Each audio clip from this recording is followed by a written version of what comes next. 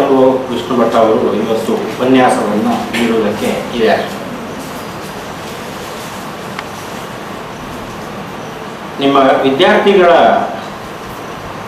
ಗಮನಕ್ಕೆ ಅವರ ಮೊದಲ ಉಪನ್ಯಾಸ ದಕ್ಷಿಣ ಕನ್ನಡ ಜಿಲ್ಲೆಯ ಗ್ರಂಥ ಸಂಪಾದನೆ ಮೇಲೆ ಮಾಡಿದ್ದಾರೆ. ಎರಡನೇ ಉಪನ್ಯಾಸ ಕವಿರಾಜ ಮಾರ್ಗ ಪೂರ್ವದ ಸಾಹಿತ್ಯ ಎಂಬುದಾಗಿ, ಮೂರನೇ ಉಪನ್ಯಾಸ ಇವತ್ತು ರತ್ನಾಕರ ವರ್ಣಿ ಮತ್ತು ನಡುಗನ್ನಡ ಸಾಹಿತ್ಯ ಎಂಬುದಾಗಿ ಇದೆ. ಈ ಮೂರನ್ನು ಕೂಡ ನೀವು ಗಮನಿಸಿದಾಗ ಸ್ವಲ್ಪ ನೀವು ಈ ಹಳಗನ್ನಡ ಶಾಸ್ತ್ರ ವಿಷಯ ಇವುಗಳ ಮೇಲೆ ವಿಶೇಷವಾದಂತಹ ತಜ್ಞತೆಯನ್ನು ಹೊಂದಿರುವವರು ಪ್ರೊಫೆಸರ್ ಪಾದೇಕಲ್ಲು ವಿಷ್ಣು ಭಟ್ ಅವರು ಎನ್ನುವಂಥದ್ದು ನಮಗೆ ಇಲ್ಲಿ ಸ್ಪಷ್ಟ ಆಗ್ತಾ ಇದೆ. ಅವರು ಮೊದಲಿಂದಲೂ ಕೂಡ ಅವರು ಪಾಠ ಮಾಡುವಾಗ ನೀವು ಕೇಳಿರ್ಬೋದು, ಎಷ್ಟೋ ಪದ್ಯಗಳು ಬಾಯಿಪಾಠ ಅವರಿಗೆಲ್ಲ. ಇದು ಸಾಮಾನ್ಯ ಎಲ್ರಿಗೂ ಸಾಧ್ಯ ಆಗೋದಿಲ್ಲ. ಎಡಿಟ್ ಮಾಡಿ ಮಾಡಿ ಮಾಡಿ ಅದನ್ನು ಓದಿ ಒಂದು ಪುಸ್ತಕವನ್ನು ಎಡಿಟ್ ಮಾಡಬೇಕಂತ ಹೇಳಿದ್ರೆ ಅದರ ಹಿಂದೆ ಎಷ್ಟು ಶ್ರಮ ಇದೆ ಎನ್ನುವುದನ್ನು ಗಮನಿಸಿಕೊಳ್ಬೇಕು. ಎಲ್ಲರಿಂದಲೂ ಉದಾಹರಣೆಗಳನ್ನು ಕೊಡೋದಕ್ಕೆ ಹೇಗೆ ಸಾಧ್ಯ ಆಗ್ತದೆ ಎನ್ನುವಂಥದ್ದು, ಅದು ಒಂದು ವಿಷಯದ ಮೇಲೆ ಇರುವಂತಹ ಬದ್ಧತೆ ಮತ್ತು ಒಂದು ವ್ಯಾಪಕವಾದಂತಹ ಓದು ಅವರ ಈ ಉಪನ್ಯಾಸಗಳ ಹಿಂದೆ ಇದೆ ಎನ್ನುವುದನ್ನು ನೀವು ಗಮನಿಸಬೇಕು. ಇದನ್ನು ಯಾಕೆ ಹೇಳ್ತಾ ಇದ್ದೀನಿ ಅಂತ ಹೇಳಿದ್ರೆ, ಮೊನ್ನೆ ತರಗತಿ ಪರೀಕ್ಷೆ ನಡೆಯುವಾಗ ನಾನು ಸುಮ್ಮನೆ ಮೇಲ್ಗಡೆ ಬಂದೆ.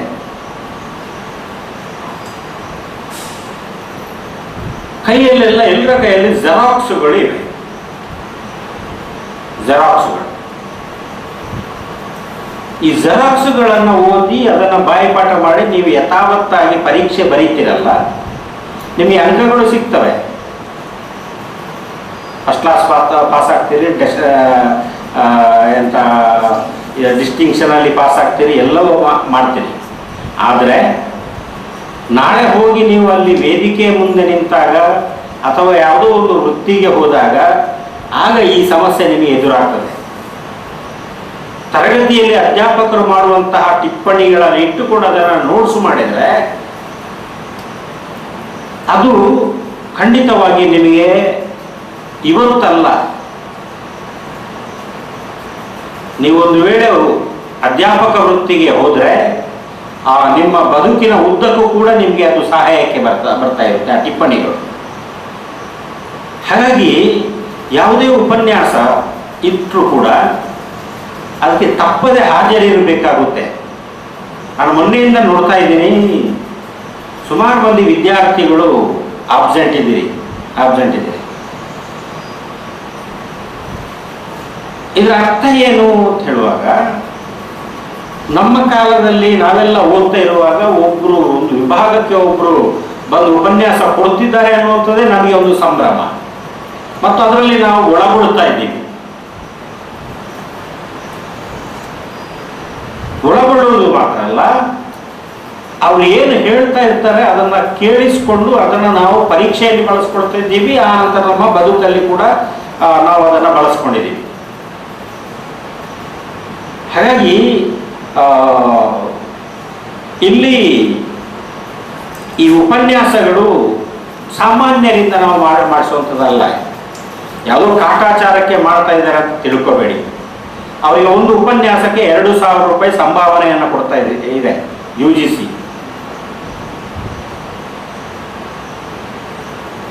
ಅಂದರೆ ರಿಟೈರ್ಮೆಂಟ್ ಆದ ನಂತರ ಅವರ ಜ್ಞಾನ ಅದು ಮುಂದಿನ ಪೀಳಿಗೆಗೆ ವರ್ಗಾವಣೆಗೊಳ್ಳಬೇಕು, ಅವರಿಗೆ ಗೊತ್ತಾಗಬೇಕು ಎನ್ನುವ ಕಾರಣಕ್ಕೆ ಇದನ್ನು ಮಾಡಿರುವಂಥದ್ದು. ಆದರೆ ಅದನ್ನು ಬಳಸಿಕೊಳ್ಳುವಲ್ಲಿ ನಮ್ಮ ವಿದ್ಯಾರ್ಥಿ ಸಮುದಾಯ ಅದನ್ನು ಎಡವಟ್ಟು ಮಾಡಿಕೊಂಡಿದ್ದಾರೆ ಅನ್ನುವಂಥದ್ದು ನನಗೆ ಅನ್ನಿಸ್ತಾ ಇದೆ.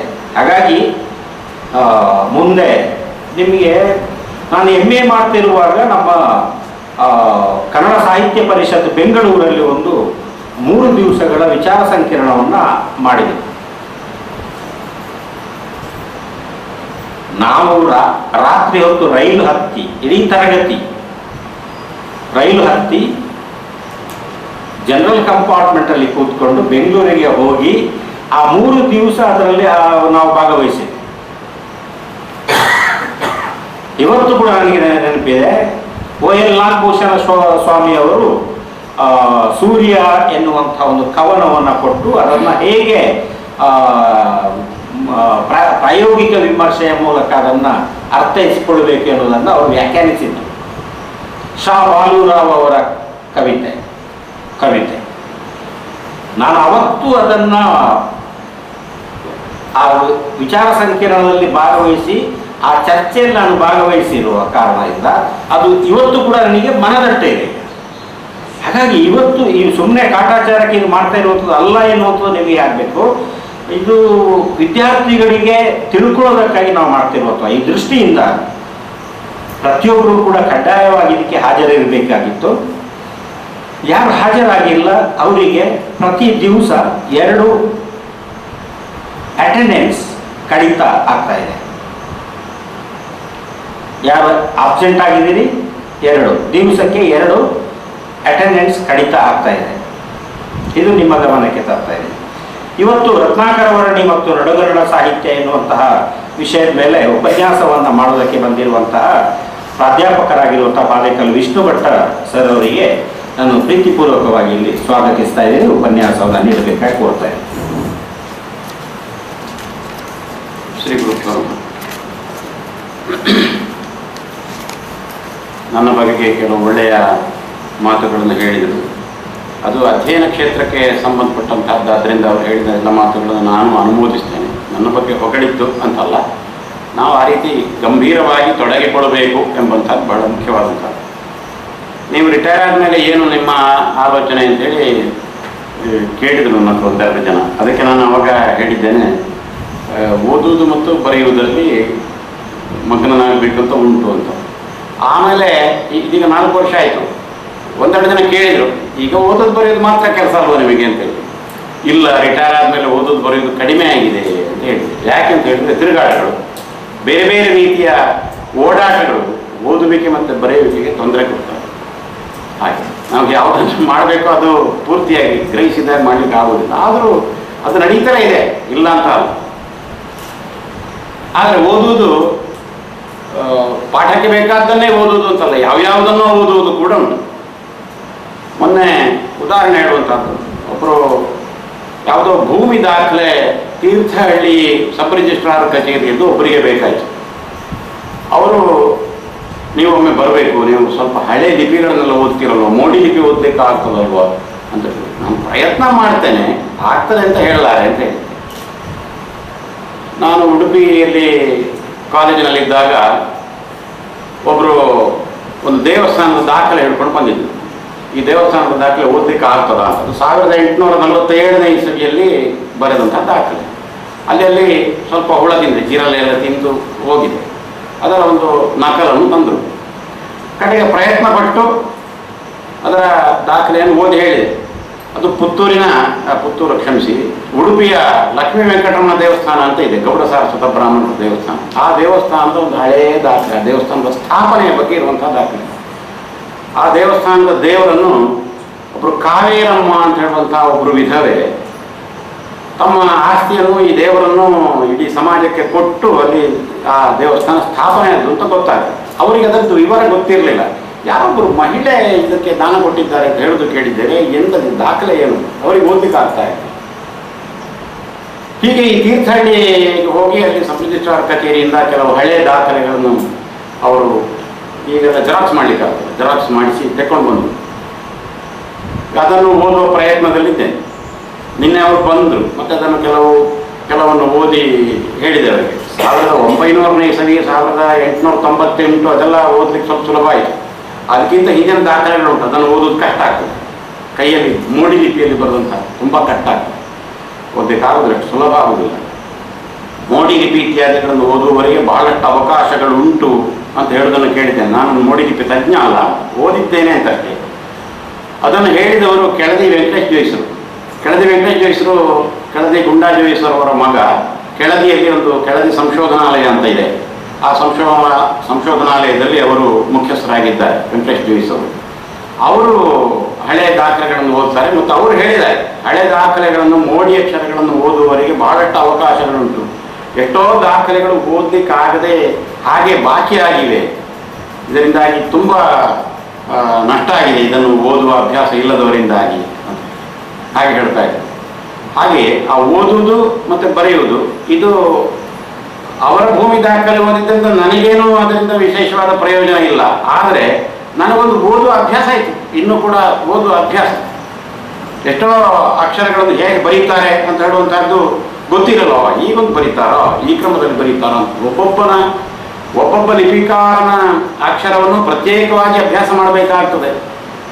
ಗ್ರಂಥ ಸಂಪಾದನೆ ಮಾಡುವಂತಹ ಸಂದರ್ಭದಲ್ಲಿ ಆ ಅಭ್ಯಾಸ ಮಾಡಿದ ಮೇಲೆ ಅದನ್ನು ಓದಲಿಕ್ಕೆ ಪ್ರಾರಂಭ ಮಾಡಬೇಕಾಗ್ತದೆ. ಶಾಸನಗಳನ್ನು ಓದುವಂತಹ ಸಂದರ್ಭದಲ್ಲಿ ಹಾಗೆ ಎಲ್ಲವನ್ನು ಅವರಿಗೆ ಲಿಪಿ ಬರ್ತದೆ ಅಂತ ಹೇಳಿದ್ಮೇಲೆ ಎಲ್ಲ ಒಟ್ಟಿಗೆ ಓದ್ತಾ ಹೋಗ್ತಾರೆ ಅಂತ ಏನಲ್ಲ.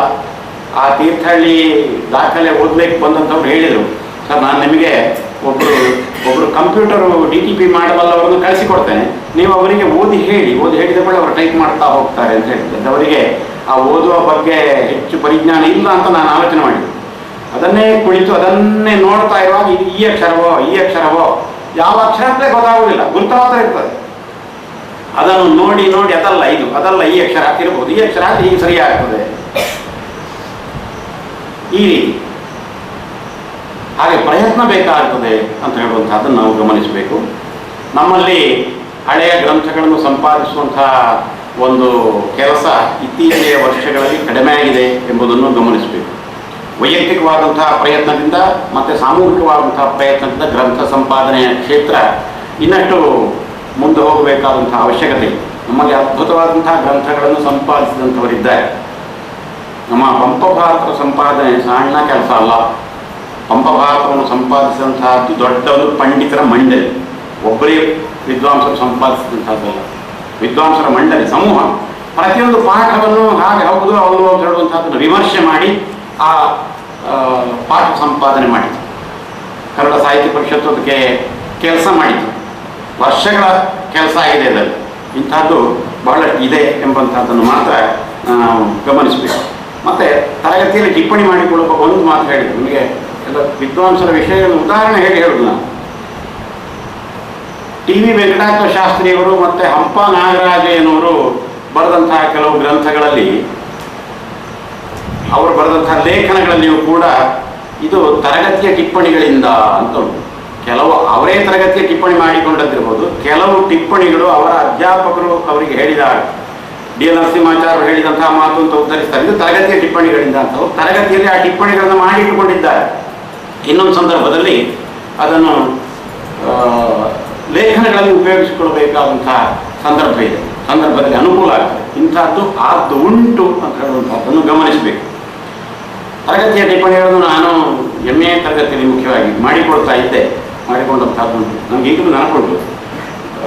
ಪ್ರೊಫೆಸರ್ ವಿವೇಕರಯ್ಯವರು ಛಂದಸ್ಸಿನ ಪಾಠ ಮಾಡುವಂತಹ ಸಂದರ್ಭದಲ್ಲಿ ನಾನು ನೋಟ್ಸ್ ಮಾಡ್ತಾ ಇದ್ದೆ. ಅದು ವಾಕ್ಯದ ಪ್ರಕಾರ ಅದನ್ನು ಬರೆದುಕೊಳ್ತಾ ಇದ್ದೆ. ಬರೀ ಟಿಪ್ಪಣಿಗಳು ತುಣುಕಲ್ಲ, ಈ ವಾಕ್ಯ ಮಾಡಿ ಉದಾಹರಣೆ ಸಹಿತವಾಗಿ ಟಿಪ್ಪಣಿಗಳನ್ನು ಬರೆದುಕೊಳ್ತಾ ಇದ್ದೆ.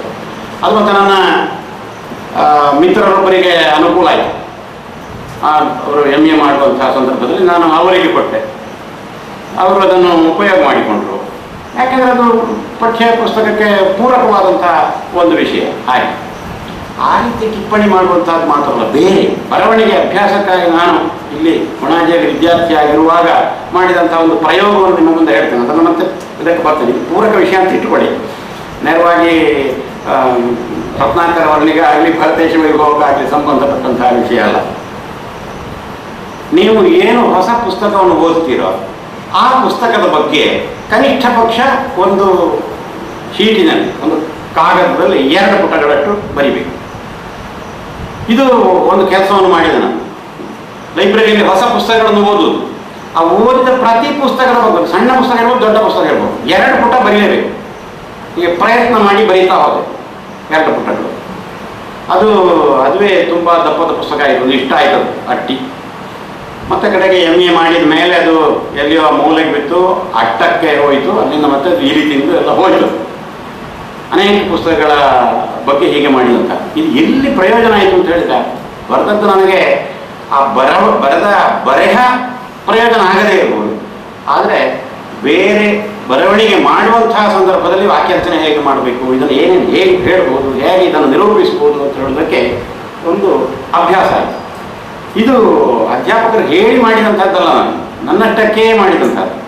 ಆದರೆ ಅಂಥ ಪ್ರಯೋಜನ ಕೊಟ್ಟಿದೆ ಎಂಬಂಥದ್ದನ್ನು ಮಾತ್ರ ನಾನು ಅನುಭವದ ಮೂಲಕ ನಿಮಗೆ ಹೇಳುವಂಥ ಇಷ್ಟು ಹೇಳಿದ್ರೆ ನಾವು ನೇರವಾಗಿ ರತ್ನಾಕರ ವರ್ಣಿ ಮತ್ತು ಭರತೇಶ ವೈಭವದ ಕಡೆಗೆ ಬರೋಣ ಮತ್ತು ನಡುಗನ್ನಡ ಸಾಹಿತ್ಯದ ಬಗ್ಗೆ. ನಡುಗನ್ನಡ ಸಾಹಿತ್ಯ ನಿಮಗೆ ಗೊತ್ತೇ ಇದೆ, ಅದು ಹಳಗನ್ನಡ ಸಾಹಿತ್ಯದ ಅನಂತರ ಬಂದಂಥದ್ದು. ನಡುಗನ್ನಡ ಸಾಹಿತ್ಯದ ಮೊದಲ ಕೃತಿಗಳಾಗಿ ನಮಗೆ ಕಂಡು ಬರುವಂತಹದ್ದು ಕೃತಿ ಅಂತ ಹೇಳಿ ಕೃತಿ ಸಮೂಹ, ಒಂದು ರೀತಿಯಲ್ಲಿ ರಚನೆಗಳ ಸಮೂಹ, ವಚನಗಳನ್ನು ಯಾವುದೊಂದು ಕೃತಿ ಅಂತ ಹೇಳಿದ ಕೂಡ ನಮಗೊಂದು ಪುಸ್ತಕದ ಕಲ್ಪನೆ ಬರ್ತದೆ ಮನಸ್ಸಿನಲ್ಲಿ. ಯಾಕಂದ್ರೆ ಕೃತಿ ಎಂಬ ಶಬ್ದ ಅದು ಕೃತಿಯೇ, ಪ್ರತಿಯೊಂದು ವಚನವೂ ಒಂದು ಕೃತಿಯೇ. ಆದರೆ ಆ ರೀತಿ ಬಳಸುವಂತಹದ್ದು ಬೇಡ. ವಚನಗಳ ಸಮೂಹ ಮೊದಲನೇದಾಗಿ ನಮಗೆ ಕಂಡು ಬರುವಂತಹದ್ದು. ಆಮೇಲೆ ಗ್ರಂಥಗಳು, ಆ ಗ್ರಂಥಗಳಲ್ಲಿ ಹರಿಹರ ರಾಘವಾಂತರು ಮೊದಲು ಕಂಡು ಬರುವಂಥದ್ದು. ಆಮೇಲೆ ಇತರ ಕವಿಗಳು ನಮಗೆ ಕಂಡು ಬರ್ತಾರೆ. ಆ ಕವಿಗಳು ಗದ್ಯದ ಬರವಣಿಗೆ ಕಡಿಮೆ ಆದರೂ ಪದ್ಯದಲ್ಲಿ ಹೆಚ್ಚಾಗಿ ಬರೆದಂಥವರು. ಮತ್ತೆ ನಡುಗನ್ನಡ ಕಾಲವ್ಯಾಪ್ತಿ ತುಂಬ ದೀರ್ಘವಾದಂತಹದ್ದು ಕನ್ನಡ ಸಾಹಿತ್ಯದಲ್ಲಿ. ನಿಮ್ಗೆ ಗೊತ್ತಿದೆ, ವಚನಕಾರರ ಕಾಲದಿಂದ ತೊಡಗಿ 19ನೇ ಶತಮಾನದವರೆಗೂ ಕೂಡ, ಕ್ರಿಸ್ತಶಕ 19ನೇ ಶತಮಾನದ ಮಧ್ಯಭಾಗದವರೆಗೂ ಕೂಡ ನಡುಗನ್ನಡ ಅಂತ ಹೇಳ್ತಾರೆ. ಆ ನಡುಗನ್ನಡಕ್ಕೆ ಪ್ರಾತಿನಿಧಿಗಳು ಯಾರು ಅಂತ ಕೇಳಿದರೆ ರಾಘವಾಂತ, ಕುಮಾರವ್ಯಾಸ, ಹೀಗೆ ಕೆಲವು ಮುಖ್ಯ ವ್ಯಕ್ತಿಗಳ ಹೆಸರನ್ನು ಹೇಳ್ತೇವೆ. ಆದರೆ ಅಷ್ಟೇ ಅಲ್ಲ, ಇನ್ನೂ ಅನೇಕ ಮಂದಿ ಇದ್ದಾರೆ ಎಂಬುದನ್ನು ನಾವು ಗಮನಿಸಬೇಕು. ಹಳಗನ್ನಡದ ಕಾಲವ್ಯಾಪ್ತಿ ಕವಿರಾಜ ಮಾರ್ಗದಿಂದ ಸುಮಾರು 1150ರವರೆಗೆ ಅಂತ ನಾವು ಇಟ್ಟುಕೊಂಡ್ರೆ, 850ರಿಂದ 1150ರವರೆಗೆ ಇರುವಂತಹ ಕೆಲವೇ ವರ್ಷಗಳು, ಬಹಳ ಶತಮಾನ ಇಲ್ಲ. ಆದರೆ 1150ರಿಂದ 1850ರವರೆಗೆ ಆಗುವಾಗ ವರ್ಷ ಎಷ್ಟಾಯಿತು? ಆದ್ದರಿಂದ ನಡುಗನ್ನಡದ ವ್ಯಾಪ್ತಿ ತುಂಬ ಹಿರಿದಾದಂತಹದ್ದು ಕನ್ನಡ ಸಾಹಿತ್ಯದಲ್ಲಿ. ಆ ನಡುಗನ್ನಡ ಕಾಲದಲ್ಲಿ ಬಂದಂತಹ ಗ್ರಂಥಗಳ ಸಂಖ್ಯೆಯೂ ತುಂಬ ಹಿರಿದಾದಂತಹದ್ದು. ಆದರೆ ವಿಚಿತ್ರ ಏನಂತ ಹೇಳಿದರೆ, ಆ ಕಾಲದ ಎಷ್ಟೋ ಗ್ರಂಥಗಳು ಇನ್ನೂ ಕೂಡ ನಮಗೆ ಅಜ್ಞಾತವಾಗಿಯೇ ಉಂಟು. ಹಸ್ತಪ್ರತಿಗಳು ಸಿಕ್ಕಿದರೂ ಕೂಡ ಅವುಗಳ ಸಂಪಾದನೆ ಆಗಿಲ್ಲ, ಎಡಿಟಿಂಗ್ ಆಗಿಲ್ಲ, ಇನ್ನೂ ಕೂಡ ಬಾಕಿ ಉಂಟು. ಹಳಗನ್ನಡ ಕಾಲದ್ದು ಎಷ್ಟೋ ಬಾಕಿ ಇದೆ. ಆದರೆ ಹಳಗನ್ನಡ ಕಾಲದಲ್ಲಿ ತುಂಬ ಪ್ರಸಿದ್ಧವಾದಂತಹ ಪ್ರೌಢವಾದಂತಹ ಗ್ರಂಥಗಳು ನಮಗೆ ಅಧ್ಯಯನಕ್ಕೆ ದೊರಕುವ ಕಾರಣ ಅದೊಂದು ಲೋಪ ಅಂತ ನಮಗೆ ಈಗ ಅನ್ನಿಸೋದಿಲ್ಲ. ಮತ್ತೆ ಅಲ್ಲಿಯ ಕಾಲವ್ಯಾಪ್ತಿ ಕಡಿಮೆ. ಆದರೆ ನಡುಗನ್ನಡ ಕಾಲದ್ದು ಹಾಗಲ್ಲ, ತುಂಬ ಅಧ್ಯಯನ ಆಗಲಿಕ್ಕೆ ಬಾಕಿ ಉಂಟು, ತುಂಬ ಸಂಪಾದನೆ ಆಗಲಿಕ್ಕೆ ಬಾಕಿ ಉಂಟು. ಈಗ ಭರತೇಶ ವೈಭವವನ್ನು ಬರೆದಂತಹ ರತ್ನಾಕರ ಈತ ಹಾಡುಗಳನ್ನು ಬರೆದಿದ್ದಾನೆ. ಅಣ್ಣನ ಹಾಡುಗಳು ಪುಸ್ತಕಗಳು ಬಂದಿವೆ, ಆದರೆ ಅದರ ಬಗ್ಗೆ ಹೆಚ್ಚು ಅಧ್ಯಯನಗಳಾಗಲಿಲ್ಲ. ಅದರ ಬಗ್ಗೆ ಅಧ್ಯಯನ ಆಗಬೇಕಾದಂತಹ ಅಗತ್ಯ ಇದೆ. ಮತ್ತು ಸರಿಯಾದಂತಹ ಕ್ರಮದಲ್ಲಿ ಪುನಃ ಗ್ರಂಥಗಳು ಸಂಪಾದಿತವಾಗಬೇಕಾದಂತಹ ಅವಶ್ಯಕತೆ ಇದೆ. ಸುಮಾರು 1924-25ರಲ್ಲಿ ಉಗ್ರಾಣ ಮಂಗೇಶರಾಯರು ಭರತೇಶ ವೈಭವವನ್ನು ಮೊದಲಿಗೆ ಪ್ರಕಟಪಡಿಸಿದಂಥವರು. ಪುತ್ತೂರಿನ ಜೈನ ಯುವಕ ಸಂಘ ಎಂಬಂತಹ ಒಂದು ಸಂಸ್ಥೆ ಅದನ್ನು ಪ್ರಕಟಪಡಿಸಿದ್ದು. ಆಮೇಲೆ ಪುನಃ ಅದು ಪ್ರಕಟಗೊಂಡಿತ್ತು. 1940ರ ದಶಕದಲ್ಲಿ 2ನೇ ಮುದ್ರಣ ಬಂತು. ಆಮೇಲೆ ಬಹಳ ವರ್ಷ ಆ ಪುಸ್ತಕವೇ ಇರಲಿಲ್ಲ, ಸಿಗ್ತಾ ಇರಲಿಲ್ಲ. ಮುಖ್ಯವಾಗಿ ನಮಗೆ ಅದರ ಸಂಕ್ಷಿಪ್ತ ರೂಪ ಭರತೇಶ ವೈಭವ ಸಂಗ್ರಹ ತಾಸು ಸಾಮ್ರಾಜ್ಯ, ಇದುವೇ ಹೆಚ್ಚು ಜನಪ್ರಿಯವಾಗಿತ್ತು. ದೀರ್ಘವಾದಂತಹ ಕಾವ್ಯವನ್ನು ಓದುವುದಕ್ಕಿಂತ ಸಂಕ್ಷಿಪ್ತವಾದಂತಹ ಕಾವ್ಯವನ್ನು ಓದುವುದು ಜನಕ್ಕೆ ಹೆಚ್ಚು ಅನುಕೂಲವಾದದ್ರಿಂದ, ಮತ್ತು ಈ ಪುಸ್ತಕದಲ್ಲಿ ಸಂಗ್ರಹದಲ್ಲಿ ರತ್ನಾಕರ ವರ್ಣಿಯ ಬಗೆಗೆ, ಭರತೇಶ ವೈಭವದ ಬಗೆಗೆ ಎಲ್ಲ ಒಂದು ವಿಸ್ತಾರವಾದಂತಹ ಪೀಠಿಕೆ ಭಾಗ ಇದ್ದದ್ದರಿಂದ ಅದು ವಿದ್ಯಾರ್ಥಿಗಳಿಗೂ ಅನುಕೂಲ ಆಯಿತು, ಅಧ್ಯಯನ ಮಾಡುವಂಥವರಿಗೂ ತುಂಬ ಅನುಕೂಲ ಆಯಿತು. ಮೈಸೂರು ವಿಶ್ವವಿದ್ಯಾನಿಲಯದವರು ಮಾಡಿದಂತಹ ಯೋಜನೆ ಇದು, ಈ ಸಂಗ್ರಹ ಮಾಡುವಂತಹ ಯೋಜನೆ. ಆ ಸಂಗ್ರಹದಲ್ಲಿ ಬಹಳ ಒಳ್ಳೆಯ ಪುಸ್ತಕಗಳು ಬಂದು ಆ ಕಾಲದಲ್ಲಿ. ಅದು 20ನೇ ಶತಮಾನದಲ್ಲಿ ಹಳಗನ್ನಡ ಸಾಹಿತ್ಯವನ್ನು ಅಧ್ಯಯನ ಮಾಡುವಂತಹ ಅಥವಾ ಹಿಂದಿನ ಸಾಹಿತ್ಯವನ್ನು ಅಧ್ಯಯನ ಮಾಡುವಂತಹ ಸಂದರ್ಭದಲ್ಲಿ ಆದಂತಹ ಒಂದು ದೊಡ್ಡ ಕೊಡುಗೆ ಈ ಸಂಗ್ರಹ ಗ್ರಂಥಗಳನ್ನು ಪ್ರಕಟಪಡಿಸಿದಂಥ. ಮೊದಲನೇದಾಗಿ ಹರಿಶ್ಚಂದ್ರ ಕಾವ್ಯ ಸಂಗ್ರಹ ಬಂತು ಟಿ.ಎಸ್. ವೆಂಕಣ್ಣಯ್ಯನವರು, ಎ.ಆರ್. ಕೃಷ್ಣಶಾಸ್ತ್ರಿಗಳು ಸಂಪಾದಿಸಿ ಬಂದಂತಹ ಗ್ರಂಥ. ಆಮೇಲೆ ಪಂಪರಾಮಾಯಣ ಸಂಗ್ರಹ ಅಂತ ತಿರುವಳ್ಳೂರು ಶ್ರೀನಿವಾಸ ರಾಘವಾಚಾರ್ಯ ಮತ್ತು ಡಿ.ಎಲ್. ನರಸಿಂಹಾಚಾರ್ಯ ಮಾಡಿದಂತಹ ಪುಸ್ತಕ ಬಂತು. ಇದಕ್ಕೆಲ್ಲ ಎಷ್ಟು ಸ್ವಾರಸ್ಯಕರವಾದಂತಹ ಪ್ರಸ್ತಾವನೆಗಳನ್ನು ಬರೆದಿದ್ದಾರೆ ಅಂತ ಹೇಳಿದರೆ, ಗ್ರಂಥ ಸಂಪಾದಕನಾದಂಥವನು ಪ್ರಸ್ತಾವನೆಯನ್ನು ಹೇಗೆ ಬರೀಬೇಕು, ಅದಕ್ಕೆ ಎಷ್ಟು ಗ್ರಂಥಗಳನ್ನು ಆತ ಪರಿಶೀಲನೆ ಮಾಡಬೇಕು, ಪರಾಮರ್ಶೆ ಮಾಡಬೇಕು ಅಂತ ಹೇಳೋದಕ್ಕೆ ಆ ಗ್ರಂಥಗಳ ಉದಾಹರಣೆ. ಅದೇ ಮಾದರಿಯಲ್ಲಿ ಬಂದಂಥವರು ಎ.ಆರ್. ಕೃಷ್ಣಶಾಸ್ತ್ರಿ ಮೊದಲಾದಂಥವರ ಶಿಷ್ಯ ಪರಂಪರೆಯಲ್ಲಿ ಬಂದಂಥವರು ತಾಸು ಶಾಮರಾಯರು. ಅವರು ಭರತೇಶ ವೈಭವ ಸಂಗ್ರಹವನ್ನು ಮಾಡಿದರು. ಈ ಭರತೇಶ ವೈಭವದ ಪ್ರಸ್ತಾವನೆ ಹಾಗೆ ಅಷ್ಟೇ ಉತ್ತಮವಾದಂತಹ ಒಂದು ಪ್ರಸ್ತಾವನೆ. ಅಷ್ಟೇ ವಿಷಯ ಹೇಳಲಿಕ್ಕಿರುವಂತಹದ್ದು ರತ್ನಾಕರನ ಬಗೆಗೆ ಅಥವಾ ಭರತೇಶ ವೈಭವದ ಬಗೆಗೆ ಅಂತದರ ಅರ್ಥ ಅಲ್ಲ. ಆದರೆ ಆ ಪ್ರಸ್ತಾವನೆಯನ್ನು ರಚನೆ ಮಾಡುವಂತಹ ಸಂದರ್ಭದಲ್ಲಿ ಸಂಪಾದಕನಾದವನು ಎಷ್ಟು ಗಮನ ಕೊಡಬೇಕು, ಎಷ್ಟು ಪ್ರಯತ್ನ ಮಾಡಬೇಕು, ಎಷ್ಟು ವಿಷಯಗಳಲ್ಲಿ ಅಡಕವಾಗಿ ಸೇರಿಸಬೇಕು, ಇದನ್ನೆಲ್ಲ ನಾವು ಯೋಚನೆ ಮಾಡಬೇಕು. ಇದನ್ನು ನಾವು ತಿಳಿದುಕೊಂಡು ಈ ಸಂಗ್ರಹಗಳು ಹೇಗೆ ಬಂದಿವೆ ಎಂಬಂತಹದ್ದನ್ನು ಕೂಡ ತಿಳಿದುಕೊಂಡು ಆಮೇಲೆ ಭರತೇಶ ವೈಭವವನ್ನು ಜಿ. ಬ್ರಹ್ಮಪ್ಪ, ಪ್ರೊಫೆಸರ್ ಹಂಪನಾಗರಯ್ಯ ರಾಜಯ್ಯ ಮತ್ತು ಸಿ.ಆರ್. ಕಮಲಮ್ಮ ಹಂಪನ ಇವರು ಮೂವರು ಸೇರಿ ಒಂದು ಸಂಪಾದನೆಯನ್ನು ಹೊರತಂದರು. ಆದರೆ ಅದರಲ್ಲಿ ಅವರು ಹೆಚ್ಚು ಹಸ್ತಪ್ರತಿಗಳನ್ನು ಬಳಸಿಕೊಳ್ಳಿಲ್ಲ. ರತ್ನಾಕರನ ಕೃತಿಯ ಬಹಳಷ್ಟು ಹಸ್ತಪ್ರತಿಗಳು ಸಿಗ್ತವೆ, ತುಂಬ ಹಸ್ತಪ್ರತಿಗಳು ಸಿಗ್ತವೆ, ಯಾಕೆಂದರೆ ಅದೊಂದು ಜನಪ್ರಿಯವಾದಂತಹ ಕಾವ್ಯ. ಆದರೆ ಆ ಹೆಚ್ಚು ಹಸ್ತಪ್ರತಿಗಳನ್ನು ಅವರು ಬಳಸಿಕೊಳ್ಳದೆ ಕೆಲವೇ ಒಂದು 3-4 ಹಸ್ತಪ್ರತಿಗಳನ್ನು ಮಾತ್ರ ಬಳಸಿಕೊಂಡು ಅದರ ಜೊತೆಗೆ ಮುದ್ರಿತವಾದಂತಹ ಉಗ್ರಾಣ ಮಂಗೇಶ್ ರಾಯರ ಪ್ರತಿಯನ್ನು ಬಳಸಿಕೊಂಡು ಅವರು ಈ ಸಂಪಾದನೆಯನ್ನು ಹೊರತಂದರು. 2004ರಲ್ಲಿ ಮೂಡುಬಿದ್ರೆಯಲ್ಲಿ ಸಾಹಿತ್ಯ ಸಮ್ಮೇಳನ ಆದಾಗ, ಅಖಿಲ ಭಾರತ ಸಾಹಿತ್ಯ ಸಮ್ಮೇಳನ ನಡೆದಂತಹ ಸಂದರ್ಭದಲ್ಲಿ ಕಮಲ ಹಂಪನ ಅವರು ಅಧ್ಯಕ್ಷರಾಗಿದ್ದರು. ಆವಾಗ ಈ ಭರತೇಶ ವೈಭವ ಆ ಸಂದರ್ಭದಲ್ಲಿ ಪುನರ್ಮುದ್ರಿತವಾಯಿತು. ಸಾಹಿತ್ಯ ಪರಿಷತ್ತಿನಿಂದ 2003ರಲ್ಲಿ ಪುನರ್ಮುದ್ರಿತವಾಯಿತು. ಅದರಿಂದ ಸಮಗ್ರವಾದಂತಹ ಪುಸ್ತಕ ಭರತೇಶ ವೈಭವ ಇಷ್ಟುದೊಳಗಿದೆ. ಇದು ಸಂಗ್ರಹ, ಹೆಚ್ಚಾಗಿ ಅವರು ಸಂಗ್ರಹವನ್ನೇ ಬಳಸಿಕೊಡ್ತಾರೆ. ಆದರೆ ಗಂಭೀರವಾದಂತಹ ಲೇಖನಗಳನ್ನು ಬರೆಯುವ ಸಂದರ್ಭದಲ್ಲಿ ಕೇವಲ ಸಂಗ್ರಹವನ್ನು ಉಪಯೋಗ ಮಾಡಿಕೊಳ್ಳುವಂಥದ್ದು ಸರಿಯಲ್ಲ. ಇದು ಆ ಸಂಗ್ರಹವನ್ನು ಉಪಯೋಗ ಮಾಡಿಕೊಳ್ಳುವುದರ ಮೇಲೆ ಮಾಡುವಂಥ ವಿಮರ್ಶೆ. ವಿಮರ್ಶಾತ್ಮಕವಾಗಿ ಲೇಖನಗಳನ್ನು ಬರೆಯುವಾಗ, ಸಂಶೋಧನೆಗೆ ಸಂಬಂಧಪಟ್ಟಂತಹ ಲೇಖನಗಳನ್ನು ಬರೆಯುವಾಗ ಮೂಲವನ್ನು ನೋಡಬೇಕು. ಮೂಲವನ್ನು ನೋಡದೆ ಇದನ್ನು ಮಾತ್ರ ನೋಡಬಾರದು. ಉದಾಹರಣೆಗೆ ಮೈಸೂರು ವಿಶ್ವವಿದ್ಯಾನಿಲಯದ ಕನ್ನಡ ಅಧ್ಯಯನ ಸಂಸ್ಥೆಯ ಕನ್ನಡ ಸಾಹಿತ್ಯ ಚರಿತ್ರೆ 5ನೇ ಸಂಪುಟದಲ್ಲಿ ರತ್ನಾಕರ ವರ್ಣಿಯ ಬಗ್ಗೆ ಬಂದಿದೆ. 5ನೇ ಸಂಪುಟ 1ನೇ ಭಾಗ 2ನೇ ಭಾಗ 3 ಭಾಗ ಇದೆ. 1ನೇ ಭಾಗದಲ್ಲಿ 2ನೇ ಭಾಗದಲ್ಲಿ ರತ್ನಾಕರ ವರ್ಣಿಯ ಬಗೆಗಿದೆ. ಅಲ್ಲಿ ರತ್ನಾಕರ ವರ್ಣಿಯ ಬಗೆಗೆ ಬರೆದಂಥ ಲೇಖಕರು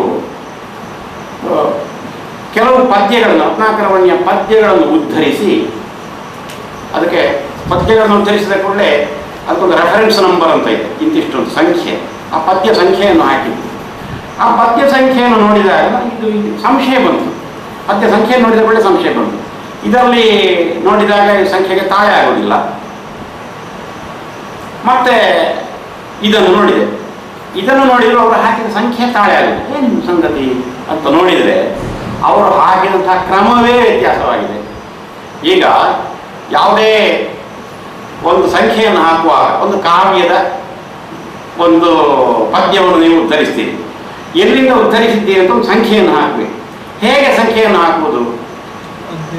ಮೊದಲಿಗೆ ಆಶ್ವಾಸ ಸಂಖ್ಯೆ ಅಥವಾ ಅಧ್ಯಾಯ ಸಂಖ್ಯೆ ಅಥವಾ ಪರ್ವ ಇದ್ದರೆ ಪರ್ವ ಇತ್ಯಾದಿ ಆ ಸಂಖ್ಯೆಯನ್ನು ಹಾಕಬೇಕು. 1ನೇ ಅಧ್ಯಾಯ 3ನೇ ಪದ್ಯ, 4ನೇ ಅಧ್ಯಾಯ 14ನೇ ಪದ್ಯ, 9ನೇ ಅಧ್ಯಾಯ 23ನೇ ಪದ್ಯ, ಹೀಗೆ ಈ ರೀತಿಯಲ್ಲಿ ಮೊದಲನೇದು ಸಂಧಿ, ಅಧ್ಯಾಯ, ಆಶ್ವಾಸ ಇತ್ಯಾದಿಗಳು ಬರ್ತವೆ. ಆಮೇಲೆ ಇದು ಪದ್ಯ ಸಂಖ್ಯೆ ಬರಬೇಕು. ಆದರೆ ಇಲ್ಲಿ ಸಾಹಿತ್ಯ ಚರಿತ್ರೆ ಪುಸ್ತಕದಲ್ಲಿ ಅದನ್ನು ಹೇಗೆ ಮಾಡಿದ್ದಾರೆ ಅಂತ ಹೇಳಿದರೆ 4-1 6-1 ಅಂದರೆ 1ನೇ ಸಂಧಿಯಲ್ಲಿ ಅದು ಇದಕ್ಕೆ ಸರಿ ಹೊಂದುತ್ತದೆ. ಇದು 1ನೇ ಸಂಧಿಯಲ್ಲಿರುವ ಪದ್ಯಗಳನ್ನೇ ಉದ್ಧರಿಸಿದ್ದು. 4ನೇ ಪದ್ಯ 1ನೇ ಸಂಧಿಯ 4ನೇ ಪದ್ಯಕ್ಕೆ 4-1 ಅಂತ ಹಾಕಿದ್ದಾರೆ. 4 ಅಂತ ಹಾಕಿದರೆ ನಾವು 4ನೇ ಸಂಧಿಯನ್ನು ನೋಡಬೇಕು, ಅಲ್ಲಿ 1ನೇ ಪದ್ಯವನ್ನು ನೋಡಬೇಕು. ಇಲ್ಲ, ಸರಿ ಇಲ್ಲ. ರೆಫರೆನ್ಸ್ ಹಾಕುವಂತಹ ಸಂದರ್ಭದಲ್ಲಿಯೂ ಎಷ್ಟು ಜಾಗರೂಕತೆ ವಹಿಸಬೇಕು ಅಂತ ಹೇಳುವುದಕ್ಕೆ ವಿಶ್ವವಿದ್ಯಾನಿಲಯ ಮಟ್ಟದಲ್ಲಿ ಬರುವಂತಹ ಗ್ರಂಥಗಳಲ್ಲಿಯೂ ಈ ರೀತಿಯ ತೊಂದರೆಗಳು ಬರ್ತವೆ ಅಂತ ಹೇಳುವುದಕ್ಕೆ ಇದು ಒಂದು ಉದಾಹರಣೆ. ಈ ಉದಾಹರಣೆ ನನಗೆ ಗೊತ್ತಾದಂತಹದ್ದು ಗ್ರಂಥ ಸಂಪಾದನೆಗೆ ಸಂಬಂಧಪಟ್ಟಂತಹ ವಿಷಯ. ಈ ಉದಾಹರಣೆ ನನಗೆ ಗೊತ್ತಾದಂತಹದ್ದು ಇದನ್ನು ಅಧ್ಯಯನ ಮಾಡ್ತಾ ಇದ್ದಂತಹ ಸಂದರ್ಭದಲ್ಲಿ. ಹಾಗೆ ಇಂಥದ್ದು ಆಗ್ತದೆ ಅನ್ನೋದನ್ನು ನೀವು ಗಮನಿಸಬೇಕು ಅಂತ ಅಷ್ಟು ಹೇಳಿದ್ದು ನಾನು. ರತ್ನಾಕರ ವರ್ಣಿ ಅವನಿಗೆ ಬೇರೆ ಬೇರೆ ಹೆಸರುಗಳಿವೆ. ಆ ಹೆಸರುಗಳಿಂದ ಆತ ಜನಪ್ರಿಯನಾಗಿದ್ದಾನೆ. ರತ್ನಾಕರ ವರ್ಣಿ ಎಂಬಂತಹದ್ದು ಜನಪ್ರಿಯವಾದಂತಹ ಹೆಸರೇ ಹೌದು. ಆದರೆ ಅವನಿಗೆ ಹೆಚ್ಚು ಪ್ರಿಯವಾದಂತಹ ಹೆಸರು ರತ್ನಾಕರ ಸಿದ್ಧ. ರತ್ನಾಕರ ಸಿದ್ಧ ಎಂಬಂತಹದ್ದು ಅವನ ಹೆಸರು. ಅವನು ನನ್ನ ಹೆಸರು ಹೀಗೆ ಅಂತ ಹೇಳುವುದಾದರೆ ಅದು ಆ ಹೆಸರು. ರತ್ನಾಕರ ವರ್ಣಿ ಎಂಬ ಹೆಸರಿದೆ, ರತ್ನಾಕರ ಆರ್ಯ ಎಂಬ ಹೆಸರಿದೆ, ರತ್ನಾಕರ ಸಿದ್ಧ ಎಂಬ ಹೆಸರಿದೆ, ರತ್ನಾಕರ ಅಣ್ಣ ಎಂಬಂಥ ಹೆಸರು ಕೂಡ ಉಂಟು. ಆ ಅಣ್ಣಗಳ ಪದಗಳು ಅಂತ ಹೇಳಿ ಅವನ ಅಣ್ಣನ ಪದಗಳು ಅಂದರೆ ರತ್ನಾಕರನ ಪದಗಳು ಅಂತಲೇ ಅರ್ಥ. ಹೀಗೆ ಇವನ ಕೃತಿಗಳು ನಿಮಗೆ ಈಗಾಗಲೇ ಗೊತ್ತಿದೆ. ಭರತೇಶ ವೈಭವ ಪ್ರಸಿದ್ಧವಾದಂತಹದ್ದು. ಇನ್ನು 3 ಶತಕಗಳು, ತ್ರಿಲೋಕ ಶತಕ, ರತ್ನಾಕರ ಅಧೀಶ್ವರ ಶತಕ ಮತ್ತು ಅಪರಾಜಿತೇಶ್ವರ ಶತಕ ಎಂಬುದು. ಆಮೇಲೆ ಅಧ್ಯಾತ್ಮ ಗೀತೆಗಳು ಇದು ಸುಮಾರು 2000 ಇವೆ ಅಂತ ಒಂದು ಹೇಳಿಕೆ ಇದೆ. ಆದರೆ ಅಷ್ಟು ಇರ್ತದೆ ಅಂತ ಹೇಳಲಿಕ್ಕೆ ಸಾಧ್ಯ ಇಲ್ಲ. ಈಗ ಪುರಂದರದಾಸರ ಕೃತಿಗಳು ಎಷ್ಟೋ ಲಕ್ಷ ಉಂಟು ಎಂಬುದಾಗಿ ಹೇಳ್ತಾರೆ. ನಿಜವಾಗಿ ತುಂಬ ಉಂಟು ಅಂತ, ಅನಂತ ತುಂಬ ಉಂಟು, ಲೆಕ್ಕ ಮಾಡಲಿಲ್ಲ ಯಾರು, ತುಂಬ ಉಂಟು. ಆದರೆ ಹುಡುಕಿದ್ರೆ ಸಿಕ್ಕುವಂಥದ್ದು 1000 ಒಳಗೆ ಅಷ್ಟೇ. ಆದರೆ 1000 ಒಳಗಿದ್ದೇನು ಕಡಿಮೆ ಅಲ್ಲ. ಅದನ್ನೇ ತುಂಬ ಎಂಬ ಅರ್ಥದಲ್ಲಿ ಹೇಳಿದಂಥದ್ದು. ಎಲ್ಲವನ್ನು ಹಾಗೆ ನಾವು ಆ ಸಂಖ್ಯೆಯನ್ನೇ ನಂಬಬೇಕಾಗಿಲ್ಲ. ತುಂಬ ರಚನೆ ಮಾಡಿದ್ದಾರೆ. ಹಾಗೆ ರತ್ನಾಕರನು ತುಂಬ ರಚನೆ ಮಾಡಿದ್ದಾನೆ ಅಂತ ಹೇಳೋದಕ್ಕೆ 2000. ಈ 2000 ಅಂತ ಹೇಳಿದ ದೇವಚಂದ್ರ ಅವನ ರಾಜಾವಳಿ ಕಥೆಯಲ್ಲಿ ರತ್ನಾಕರ ವರ್ಣಿಯ ಬಗ್ಗೆ ಬೇರೆ ಬೇರೆ ವಿಷಯಗಳನ್ನು ಹೇಳ್ತಾನೆ, ಕೆಲವು ಕಥೆಗಳನ್ನೆಲ್ಲ ಹೇಳ್ತಾನೆ. ಆ ಕಥೆಗಳನ್ನೆಲ್ಲ ವಿಚರಿತೆಕಾರರು ಉದ್ಧರಿಸಿದ್ದಾರೆ. ಇಲ್ಲಿ ಬೇರೆ ಕಡೆಗಳಲ್ಲಿ ಉದ್ಧರಿಸಿಕೊಂಡುಂಟು. ಸಾಹಿತ್ಯ ಚರಿತ್ರೆ ಗ್ರಂಥಗಳಲ್ಲಿ, ಆಮೇಲೆ ಪೀಠಿಕೆಯ ಸಂದರ್ಭಗಳಲ್ಲಿ ಎಲ್ಲ ಉದ್ಧರಿಸಿಕೊಂಡುಂಟು. ಆದ್ದರಿಂದ ಅದನ್ನು ನಾನು ಪ್ರತ್ಯೇಕವಾಗಿ ಹೇಳೋದಿಲ್ಲ. ಮೂಡಬಿದಿರೆಯ ಕವಿ. ಆಮೇಲೆ ಆತ ಇಲ್ಲಿಯ ಗುರುಗಳಿಂದ ದೀಕ್ಷೆಯನ್ನು ಪಡೆದಂಥವನು. ಆಮೇಲೆ ಇಲ್ಲಿಯೇ ಇದ್ದು ಕಾವ್ಯ ರಚನೆ ಮಾಡಿದಂಥವನು. ಇದರ ಜೊತೆಗೆ ದೇವಚಂದ್ರ ಹೇಳುವಂತಹ ವಿಷಯ ಅಂತ ಹೇಳಿದರೆ, ಅಲ್ಲಿ ಭೈರರಸ ಒಡೆಯನ ಆಸ್ಥಾನದಲ್ಲಿ ಆತ ಇದ್ದ. ಭೈರರಸನ ಮಗಳಿಗೆ ಆತ ಅಧ್ಯಾಪಕನಾಗಿದ್ನೋ ಏನು ಕಾರಣ ಎಂಬಂಥದ್ದು ಗೊತ್ತಿಲ್ಲ. ಅವರೊಳಗೆ ಒಂದು ಸಂಬಂಧ ಉಂಟಾಯಿತು. ಈತ ಸಿದ್ಧನಾದ್ದರಿಂದ ಆಕೆಯ ಜೊತೆಗೆ ಇರಲಿಕ್ಕೆ ಬೇಕಾಗಿ ಉಪ್ಪರಿಗೆಯ ಮೇಲೆ ಹತ್ತಿ ಆತ ಕಿಟಕಿಯ ಮೂಲಕ ಒಳಗೆ ಬರಬಹುದಾದ ಸಾಮರ್ಥ್ಯವನ್ನು ಪಡೆದಿದ್ದಾನೆ. ಸಾಮರ್ಥ್ಯ ಅಂದರೆ ಕಿಟಕಿ ತೆರೆದು ಬರುವುದು ಅಂತ ಅರ್ಥ ಅಲ್ಲ. ವಾಯು ಬಂಧವನ್ನು ಮಾಡಿಕೊಂಡು ಆತ ಕಿಟಕಿಯನ್ನು ನೆರವಾಗಿ ಈ ಕಿಟಕಿಯ ಒಳಗೂ ಹೀಗೆ ಬರುವ ಹಾಗೆ ಅಂತ ಒಂದು ಶಕ್ತಿ ಇತ್ತು ಆತನಿಗೆ. ಹಾಗೆ ಆಕೆಯ ಜೊತೆಗಿದ್ದ. ಇದು ಅರಮನೆಯಲ್ಲಿ ಗೊತ್ತಾಯಿತು. ಆದ್ದರಿಂದ ಅವನಿಗೆ ಅವನ ಮೇಲೆ ತಪ್ಪು ಆರೋಪಣೆ ಹೊರಿಸುವಂತಹ ಸಂದರ್ಭದಲ್ಲಿ ಅವ ಇಲ್ಲಿಂದ ಊರು ಬಿಟ್ಟು ಹೋದ ಮೇಲೆ ಆತ ವೀರಶೈವ ಧರ್ಮಕ್ಕೆ ಸೇರಿದ ಒಂದಷ್ಟು ಸಮಯ, ಒಂದು 4-6 ವರ್ಷಗಳ ಕಾಲ ವೀರಶೈವ ವ್ಯಕ್ತಿಯಾಗಿದ್ದು. ಆಮೇಲೆ ಪುನಃ ಕಾರ್ಕಳಕ್ಕೆ ಬಂದ, ಮೂಡಬಿದ್ರೆಗೆ ಬಂದ, ಪುನಃ ಜೈನನಾದ. ಹೀಗೆಲ್ಲ ಅವನ ಬಗೆಗೆ ಕಥೆಗಳಿವೆ. ದೇವಚಂದ್ರ ಹೇಳುವಂತಹ ಕಥೆ ಎಷ್ಟು ನಂಬಬಹುದು, ಎಷ್ಟು ಸರಿಯಾದಂತಹದ್ದು ನಮಗೆ ಗೊತ್ತಿಲ್ಲ. ಅದಕ್ಕೆ ಒಂದು ಮಾರ್ಜಿನ್ ಇಡುವುದು ಅಂತ ಹೇಳ್ತಾರೆ. ಹಾಗೆ ಇಟ್ಟೇ ಆ ಕಥೆಯನ್ನು ಹೇಳಬೇಕಾಗ್ತದೆ. ಅದನ್ನೆಲ್ಲ ಐತಿಹಾಸಿಕ ಸತ್ಯ ಅಂತ ನಾವು ಭಾವಿಸಬೇಕಾದಂತಹದ್ದಿಲ್ಲ. ಅಂಥ ಐತಿಹಾಸಿಕ ಸತ್ಯವೋ ಎಂಬ ಹಾಗೆ ಎಷ್ಟೋ ಕಥೆಗಳನ್ನು ಹೇಳಿದಂತಹದ್ದು. ಚಾಮರಸನಿಗೂ ಕುಮಾರವ್ಯಾಸನಿಗೂ ಜಗಳಾದ್ದು, ಇಂಥ ಕಥೆ ಸ್ಪರ್ಧೆಗಳನ್ನು ನಡೆದು, ಇಂಥದ್ದೆಲ್ಲ ಬೇರೆ ಬೇರೆ ಕಾಲದಲ್ಲಿದ್ದಂಥವು. ನಮ್ಮ ಎಷ್ಟೋ ಕಥೆಗಳು, ನಮ್ಮ ಪಾಠದನಗಳು ಆ ಥರದ ಕಥೆಗಳನ್ನು ಹೇಳ್ತವೆ. ಗೊಮ್ಮಟನನ್ನು ಕರೆದಂತಹ ಶಿಲ್ಪಿಯೇ ಈ ಕೆಲಸವನ್ನು ಮಾಡ್ತಾನೆ. ಕಾರ್ಕಳದಲ್ಲಿಯೂ ಗೊಮ್ಮಟನನ್ನು ಕೆತ್ತುತ್ತಾನೆ, ಅವನೇ ವೇಣೂರಿನಲ್ಲಿಯೂ ಗೊಮ್ಮಟವನ್ನು ಕೆತ್ತುತ್ತಾನೆ ಅಂತ ಹೇಳುವಂತಹ ಕಥೆ ಬರ್ತದೆ. ಈ ಕಥೆ ನಂಬಲಿಕ್ಕೆ ಸಾಧ್ಯವೇ ಇಲ್ಲ. ಅದನ್ನು ಅವರು 3 ಒಟ್ಟು ಜೋಡಿಸಿ ಏನೋ ಒಂದು ಕಲ್ಪಿಸಿದ್ದಾರೆ ಅಷ್ಟೇ. ಹಾಗೆ ಇದೆಲ್ಲ ಐತಿಹಾಸಿಕವಾದಂತಹ ಸತ್ಯಗಳು ಎಂಬುದಾಗಿ ನಮಗೆ ಹೇಳಲಿಕ್ಕೆ ಸಾಧ್ಯ ಇಲ್ಲ. ಈ ಥರದ ಕಥೆಗಳು ನಿಧಾನವಾಗಿ ಹಿಂದೆ ಆಗಿ ಹೋದಂಥವರ ಬಗ್ಗೆ ಹರಡುವಂತಹದ್ದು ಸಹಜ. ದೇವಚಂದ್ರನ ಕಾಲದಲ್ಲಿ ಇಂತಹ ಹರಡುವಿಕೆ ಇತ್ತು. ಆದರೆ ದೇವಚಂದ್ರನಿಗೆ ಅಷ್ಟು ಪ್ರಮಾಣದಲ್ಲಿ, ಅಷ್ಟು ದೊಡ್ಡ ಪ್ರಮಾಣ, ದೇವಚಂದ್ರನ ರಾಜಾವಳಿ ಕಥೆಯನ್ನು ನೀವು ನೋಡಿದರೆ ನಿಮಗೆ ಆಶ್ಚರ್ಯ ಆಗ್ಬೋದು. ಎಷ್ಟು ವಿಷಯಗಳನ್ನ ಹೇಳ್ತಾನೆ ಅಂತ ನಮಗೆ ಕುತೂಹಲ ಇನ್ನಷ್ಟು ಮೂಡಿಕೊಂಡು ಹೋಗ್ತದೆ. ಅಷ್ಟು ಕಥೆಗಳನ್ನು ಅವ ಹೇಳ್ತಾನೆ, ಅಷ್ಟು ಕಥೆಗಳಿವೆ. ಹಾಗೆ ರತ್ನಾಕರನಿಗೆ ಸಂಬಂಧಪಟ್ಟಂತಹ ಕಥೆಗಳು ಅಲ್ಲಿವೆ. ಈ ಇಷ್ಟು ವಿಷಯಗಳು ಅವನ ವಿಷಯ ತಿಳಿಯುವಂಥದ್ದು. ಮತ್ತು ನಮ್ಮ ವಿದ್ವಾಂಸರು ಅವನ ಕಾಲದ ಬಗೆಗೆ ತುಂಬ ಚರ್ಚೆ ಮಾಡಿದ್ದಾರೆ. ಯಾವ ಕಾಲದವನು ಅಂತ ಹೇಳುವಂಥ 1557 ಕಾಲದವನು ಅಂತ ಸಿದ್ಧವಾಗಿದೆ. ರತ್ನಾಕರ ಸಿದ್ಧನ ಕಾಲ ನಿರ್ಣಯ ಗೋವಿಂದ ಪೈಗಳು ಲೇಖನವನ್ನು ಬರೆದಿದ್ದಾರೆ. ಅವರ ಕಾಲ ನಿರ್ಣಯವೂ ಕೂಡ ಹಾಗೆ. ಇನ್ನು ಆತ ಇಲ್ಲಿಯವನು ಅಂತ ಹೇಳಿದರೆ ಆತ ತುಳುವನೇ ಕನ್ನಡಿಗನೇ ಅಂತ ಒಂದು ಪ್ರಶ್ನೆ ಉಂಟು. ಇದರ ಬಗ್ಗೆ ಹೆಚ್ಚಿನವರು ಮೌನ ವಹಿಸಿದ್ದಾರೆ. ಆತ ನಮ್ಮ ದಕ್ಷಿಣ ಕನ್ನಡದಲ್ಲಿ ತುಳು ಪರಂಪರೆಯ ಜೈನರು ಇದ್ದಾರೆ, ಆಮೇಲೆ ಕನ್ನಡ ಪರಂಪರೆಯ ಜೈನರು ಇದ್ದಾರೆ.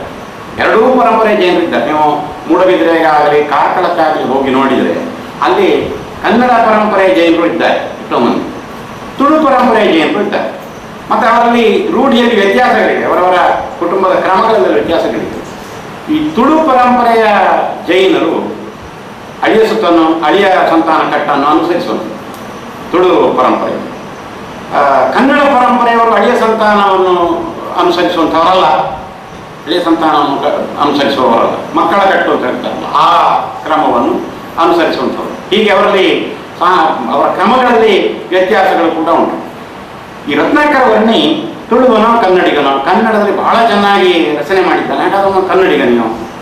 ಆವಾಗ ತುಳುವಿನ ಉಲ್ಲೇಖವನ್ನು ಮಾಡಿದ್ದಾನೆ, ಹಾಗಾದ್ರೆ ತುಳುವನೋ ಗೊತ್ತಿಲ್ಲ. ಅದೊಂದು ಪ್ರಶ್ನೆ, ಉತ್ತರ ಗೊತ್ತಿಲ್ಲದ ಪ್ರಶ್ನೆಯಾಗಿ ಈಗ ಹಾಗೆ ಇಡುವಂಥ. ಆದರೆ ಆತ ತುಳುವಿನ ಉಲ್ಲೇಖವನ್ನು ಮಾಡ್ತಾನೆ. ಪ್ರಾಯಶಃ ಕನ್ನಡದ ಗ್ರಂಥಗಳಲ್ಲಿ ತುಳುವನ ವಾಕ್ಯವನ್ನು ಎತ್ತಿ ಹೇಳಿದಂತಹ ಗ್ರಂಥಗಳಲ್ಲಿ ರತ್ನಾಕರ ವರ್ಣಿಯ ಭರತೇಶ ವೈಭವೇ ಮೊದಲಿನದು. ಬೇರೆ ಕಡೆಯಲ್ಲಿ ತುಳುವಿನ ವಾಕ್ಯವನ್ನು ಎತ್ತಿ ಹೇಳಿದಂತಹದ್ದು ನಮಗೆ ಉದಾಹರಣೆಗಳು ಸಿಕ್ಕುವುದಿಲ್ಲ. ಈಗ ಇಷ್ಟವರೆಗಿನ ಪರಿಶೀಲನೆಯಲ್ಲಿ ಸಿಗ್ತಾ ಇಲ್ಲ. ಅಯ್ಯಯ್ಯ ಚೆನ್ನಾದುದನೆ ಕನ್ನಡಿಗನು ರಯ್ಯ ಮಂಚಿದಿಯೇನೆ ತೆಲುಗ, ಅಯ್ಯಯ್ಯ ಎಂಚ ಪೊರ್ಲಾಂಡೆಂದು ತುಳುವರು ಮೇಯುಬ್ಬಿ ಕೇಳಬೇಕಣ್ಣ. ಇದು ಅವ ಹೇಳುವಂಥ ಒಂದು ಪದ್ಯ. ಹಾಗೆ ಅಯ್ಯಯ್ಯ ಚೆನ್ನಾದದೇನೆ ಕನ್ನಡಿಗ. ಈ ಪದ್ಯ ಎಷ್ಟು ಚೆನ್ನಾಯಿತು, ಎಷ್ಟು ಒಳ್ಳೆದಾಯಿತು ಈ ಕಾವ್ಯ ಅಂತ ಹೊಗಳಬೇಕು ಕನ್ನಡಿಗರು. ಸರಿ, ಅವ ಕನ್ನಡ ಗೊತ್ತಿದ್ದವನೇ, ಕನ್ನಡದಲ್ಲಿ ಬರೆದಿದ್ದಾನೆ, ಕನ್ನಡ. ರಯ್ಯ ಮಂಚಿದಿ ಏನೇ ತೆಲುಗು. ಆಗ ತೆಲುಗು ನಾಡಿನ ಪರಿಚಯವೂ ಅವನಿಗಿತ್ತು, ತೆಲುಗು ಭಾಷೆಯ ಸಂಪರ್ಕವೂ ಅವನಿಗಿತ್ತು. ಅದು ಹೇಗಾಯಿತು? ಈತ ತೆಲುಗು ನಾಡಿನ ಕಡೆಗೆ ಹೋಗಿ ಬಂದವನ ಅಥವಾ ಆ ಕಡೆಯಿಂದ ಈ ಕಡೆಗೆ ಬಂದವನ? ಈ ಥರದ ಪ್ರಶ್ನೆಗಳೆಲ್ಲ ಬರ್ತವೆ. ತೆಲುಗು ನಾಡಿನಿಂದ ಈ ಕಡೆಗೆ ಬಂದವನ ಗೊತ್ತಿಲ್ಲ, ಪ್ರಶ್ನೆ ಯಾಕೆ? ರಯ್ಯ ಮಂಚಿದಿ ಅಂತ ಹೇಳಬೇಕಂತೆ ತೆಲುಗಿನವರು. ರೈಸಿದ್ದಂತ ಒಳ್ಳೆ ರೈಸಿ, ಅದು ರಯ್ಯಕ್ಕೂ ರೈಸುವುದಕ್ಕೂ ಸಂಬಂಧ ಇರಲಿಕ್ಕೂ ಸಾಕು ಗೊತ್ತಿಲ್ಲ. ರಯ್ಯ ಮಂಚಿದಿ ಏನೇ ತೆಲುಗ. ಅಯ್ಯಯ್ಯ ಎಂಚ ಪೊರ್ಲಾಂಡ್ ಎಂದು ತುಳುವಾರು, ಅದರಲ್ಲಿ ಆ ಪಾಠ ಇದೆ. ಎಂಚಿ ಪೊರ್ಲಾಂಡ್ ಅಂತ ಕೂಡ ಅದಕ್ಕೆ ಪಾಠ ಎಂತಿದೆ. ಮೆಯ್ಯುಬ್ಬಿ ಕೇಳಬೇಕಣ್ಣ, ಮೆಯ್ಯುಬ್ಬಿ ಕೇಳಬೇಕಿದನು ಅಂತ ಎರಡು ರೀತಿಯ ಪಾಠಗಳು ಇವೆ. ಎಂಚ ಪೊರ್ಲಾಂಡ್ ಹೇಗೆ ಚಂದ ಆಯಿತು, ಎಂತಹ ಚಂದ ಆಯಿತು, ಎಂಚಿ ಪೊರ್ಲಾಂಡ್ ಅಂತ ಎರಡು ಹೇಳು, ಎಲ್ಲಾದರೂ ಸರಿಯಾದ ಅರ್ಥವೇ ಬರ್ತದೆ. ಈಗ ತುಳುವಿನ ಪ್ರಾಚೀನತೆಯ ಬಗ್ಗೆ ಹಿಂದೆ ಮಾತನಾಡುವಂತಹ ಸಂದರ್ಭದಲ್ಲಿ ರತ್ನಾಕರ ವರ್ಣಿ ತುಳುವನ್ನು ಉತ್ತರಿಸಿದ್ದಾನೆ, ತುಳುವಿನ ವಾಕ್ಯವನ್ನು ಉತ್ತರಿಸಿದ್ದಾನೆ. ಆವಾಗ ತುಳು ಬಳಕೆಯಲ್ಲಿದ್ದಕ್ಕಿಂತ ಪುರಾತನ ಕಾಲದಲ್ಲಿ ಇತ್ತು ಎಂಬುದು ಗೊತ್ತಿದ್ರು ದಾಖಲೆ ಬೇಕಲ್ಲ, ದಾಖಲೆ. ಆ ದಾಖಲೆ ನಮಗೆ ಇಲ್ಲಿ ಸಿಗ್ತದೆ ಅಂತ ಹೇಳ್ತಾ ಇದ್ರು ಹಿಂದೆ ತುಳುವಿನ ಬಗ್ಗೆ ವಿವೇಚನೆ ಮಾಡುವಂತಹ ಸಂದರ್ಭದಲ್ಲೆಲ್ಲ ರತ್ನಾಕರ ವರ್ಣಿ ತುಳುವಿನ ವಾಕ್ಯವನ್ನು ಉತ್ತರಿಸಿದ್ದಾನೆ. ಆದ್ದರಿಂದ 16ನೇ ಶತಮಾನ 1557 ಈ ಕಾಲದಲ್ಲಿ ತುಳು ಭಾಷೆಯಲ್ಲಿ ವ್ಯವಹಾರ ಧಾರಾಳವಾಗಿ ಇತ್ತು ಒಂದು ಮಾತನ್ನು ಹೇಳ್ತಾ ಇದ್ದಾರೆ. ಅದು ಇವತ್ತಿಗೆ ನಮಗೆ 14ನೇ ಶತಮಾನ ಅಲ್ಲ, ಅದಕ್ಕಿಂತ ಹಿಂದಿಂದು 14ನೇ ಶತಮಾನದ ಕಾಲದ್ದು ತುಳುವಿನಲ್ಲೇ ರಚಿತವಾದಂತಹ ಗ್ರಂಥಗಳು ಸಿಕ್ಕಿವೆ. ತುಳುವಿನಲ್ಲಿ ರಚಿತವಾದಂತಹ ಮಹಾಭಾರತ ಆಗಲಿ ಅಥವಾ ಕರ್ಣಪರ್ವದಂತಹದ್ದಾಗಲಿ ಅಥವಾ ಇನ್ನಿತರ ಕೆಲವು ಗ್ರಂಥಗಳು ಇವೆಲ್ಲ ಪ್ರಾಚೀನವಾದಂತಹ ಗ್ರಂಥಗಳು. ಕರ್ಣಪರ್ವ ಎಷ್ಟು ಪ್ರಾಚೀನ ಎಂಬುದು ನಿರ್ಣಯ ಆಗಲಿಲ್ಲ, ಯಾಕಂದರೆ ಅದು ತ್ರುಟಿತವಾದಂತಹದ್ದು ದೊರಕಿದಂತಹದ್ದು. ವಿಜಯನಗರ ಕಾಲದ್ದು ಅಂತ ಹೇಳ್ತಾರೆ, 15ನೇ ಶತಮಾನ 16ನೇ ಶತಮಾನ ಇರಬಹುದು, ಗೊತ್ತಿಲ್ಲ. ಆದರೆ ದೊರಕಿದಂತಹ ಗ್ರಂಥಗಳಲ್ಲಿ ತುಳು ದೇವಿ ಮಹಾತ್ಮೆ ಅದು ಪ್ರಾಚೀನವಾದದ್ದು ಎಂಬುದಾಗಿ ಊಹಿಸ್ತಾರೆ. ತುಳು ಮಹಾಭಾರತ ಅದಕ್ಕೆ ಸರಿಸುಮಾರು ಆಧಾರವೇ ದೊರಕ್ತದೆ. 1380 ಕಾಲ ಅಂತದನ್ನು ಹೇಳುವ ಹಾಗಿದೆ. ಶಾಸನ ಆಧಾರದ ಒಂದು ಸಂಪರ್ಕ ಸಿಗ್ತದೆ ಅದಕ್ಕೆ. ಅಲ್ಲಿ ಶಿವನಿಡಂಬುರಾರು ಅಂತ ಹೇಳಿ ನಿಡುಂಬುರ ಅವನ ಹೆಸರು ಉಲ್ಲೇಖ ಬರ್ತದೆ, ಅದರಲ್ಲಿ ಉಲ್ಲೇಖ ಇದೆ. ಈಗೆಲ್ಲ ನಿಡುಂಬೂರಿನ ಬಲ್ಲಾಳು ಆ ಉಲ್ಲೇಖ ಶಾಸನಗಳಲ್ಲಿ ಬರ್ತದೆ. ಹೀಗೆಲ್ಲ ಸಂಬಂಧವನ್ನು ಕಲ್ಪಿಸಿ ಅದು 14ನೇ ಶತಮಾನ ಎಂಬುದಾಗಿ ಹೇಳ್ತಾರೆ. ಅದು 14ನೇ ಶತಮಾನ ಅಂತಾದಾಗ ಅದಕ್ಕಿಂತ ಹಿಂದೆ ಹೋಗ್ತದೆ. ಕುಮಾರವ್ಯಾಸನ ಕಾಲ ಅದಕ್ಕಿಂತಲೂ ಹಿಂದೆ ಹೋಗ್ತದೆ. ಕುಮಾರವ್ಯಾಸನ ಕಾಲವನ್ನು ಗೋವಿಂದ ಪೈಗಳು ಸುಮಾರು 1235-280 ಈ ಕಾಲದಲ್ಲಿ ಇಡ್ತಾರೆ. ಪ್ರಾಯಶಃ ಕುಮಾರವ್ಯಾಸ ಅಷ್ಟು ಹಿಂದಿನವರು ಅಂತ ನಾವು ಒಪ್ಪಿಕೊಳ್ಳಬೇಕಾದಂತಹ ಸಂದರ್ಭ ಇದೆ. ಈ ತುಳು ಗ್ರಂಥಗಳು ಅದಕ್ಕೆ ಆಧಾರಗಳಾಗ್ತವೆ. ಎಲ್ಲ 1430 ಅಂತೇಳಿ ಕವಿಚರಿತಕ್ಕಾಗಿ ಹೇಳಿಬಿಟ್ಟಿದ್ದಾರೆ. ಆ 1430 ಅಂತ ಎಲ್ಲರೂ ಹೇಳ್ತಾ ಬಂದಿದ್ದಾರೆ. ಪಠ್ಯಗ್ರಂಥಗಳಲ್ಲಿ ಮೈಸೂರು ವಿಶ್ವವಿದ್ಯಾಲಯದವರು ಪ್ರಕಟಿಸಿದಂತಹ ಕಾವ್ಯ ಸಂಚಯ ಮೊದಲಾದಂತಹ ಪಠ್ಯಗ್ರಂಥಗಳಲ್ಲಿ ಒಂದರಲ್ಲಿ 1400 ಅಂತ ಹೇಳ್ತಾರೆ, ಇನ್ನೊಂದು 1300 ಅಂತ ಪಠ್ಯಗ್ರಂಥಗಳು ಅಲ್ಲಿ ಟಿಪ್ಪಣಿ ಬರ್ತದೆ. ಒಂದರಲ್ಲಿ 1400 ಅಂತ, ಇನ್ನೊಂದು 1300 ಅಂತ. 1300 ಅಥವಾ ಅದಕ್ಕಿಂತ ಹಿಂದೆ ಅಂತಲೇ ನಾವು ತಿಳಿಬೇಕಾಗ್ತದೆ ಕುಮಾರವ್ಯಾಸನ ಕಾಲವನ್ನು. ಇಂಥ ವಿಷಯಗಳೆಲ್ಲ ನಮಗೆ ಈ ಹೊಸ ಹೊಸ ಗ್ರಂಥಗಳು ಸಿಕ್ಕಿದಾಗ ಸೂಕ್ಷ್ಮ ವಿಷಯಗಳು, ಸಣ್ಣ ವಿಷಯಗಳಿರಬಹುದು, ಆದರೆ ಅವು ದೊರಕ್ತವೆ. ಹಾಗೆ ಇಲ್ಲಿ ಈತ ತುಳುವಿನ ಒಂದು ಮಾತನ್ನು ಉದ್ಧರಿಸಿದ್ದು ಎಷ್ಟೋ ಕಾಲ ನಮ್ಮ ತುಳು ಸಂಶೋಧಕರಿಗೆ ತುಳುವಿನ ಬಗ್ಗೆ ಒಂದು ಆಧಾರ ಆಗಿದೆ. ಈಗ ಅದೇ ಆಧಾರ ಅಲ್ಲ, ಆದರೆ ಹೀಗೆ ಹೇಳ್ಬೋದು, ಕನ್ನಡದ ಸಂದರ್ಭದಲ್ಲಿ ಕನ್ನಡ ಕಾವ್ಯಗಳಲ್ಲಿ ತುಳುವಿನ ಒಂದು ಉದ್ಧರಣೆಯನ್ನು ಮಾಡಿದಂತಹ ಮೊದಲನೆಯ ಕಾವ್ಯ ಎಷ್ಟರವರೆಗೆ ಸಿಕ್ಕಿದ್ದಲ್ಲಿ ಪ್ರಾಚೀನವಾದ ಕಾವ್ಯ ಅಂತ ಹೇಳ್ಬೋದು. ತುಳು ತೌಳವ ಇತ್ಯಾದಿ ಹೆಸರುಗಳೆಲ್ಲ ಬರ್ಬೋದು, ಬೇರೆ ಕಾವ್ಯಗಳಲ್ಲಿ ಬರ್ಬೋದು, ಊರಿನ ಹೆಸರು ಹೇಳುವಾಗ, ನಾಡಿನ ಹೆಸರನ್ನು ಹೇಳುವಾಗ ಬರ್ಬೋದು. ಆದರೆ ತುಳುವಿನ ವಾಕ್ಯ ಅಯ್ಯಯ್ಯ ಎಂಚ ಪೊರ್ಲಾಂಡ್ ಪೂರ್ತಿ ವಾಕ್ಯ, ಆ ವಾಕ್ಯವನ್ನು ಉದ್ಧರಿಸಿದ್ದಾನೆ.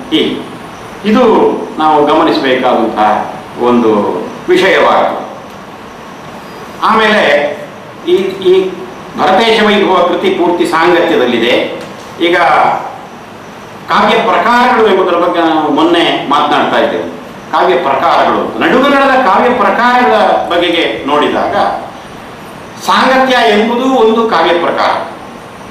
ಕೆಲವು ಛಂದೋಬಂಧಗಳು ಕಾವ್ಯ ಪ್ರಕಾರಗಳಾಗಿಯೂ ಛಂದೋಬಂಧಗಳಾಗಿಯೂ ಅಧ್ಯಯನ ಮಾಡಲ್ಪಡ್ತವೆ, ಅದನ್ನು ಗಮನಿಸಬೇಕು. ಈಗ ಷಟ್ಪದಿ ಎಂಬಂಥದ್ದೊಂದು ಛಂದೋಬಂಧವೂ ಹೌದು, ಕಾವ್ಯ ಪ್ರಕಾರವೂ ಹೌದು. ಆದರೆ ಷಟ್ಪದಿ ಅಂತ ಹೇಳಿದಾಗ ಅಲ್ಲಿ 4 ಷಟ್ಪದಿಗಳಿವೆ, ಬೇರೆ ವಿಭಿನ್ನವಾದಂತಹ ಷಟ್ಪದಿಗಳಿವೆ.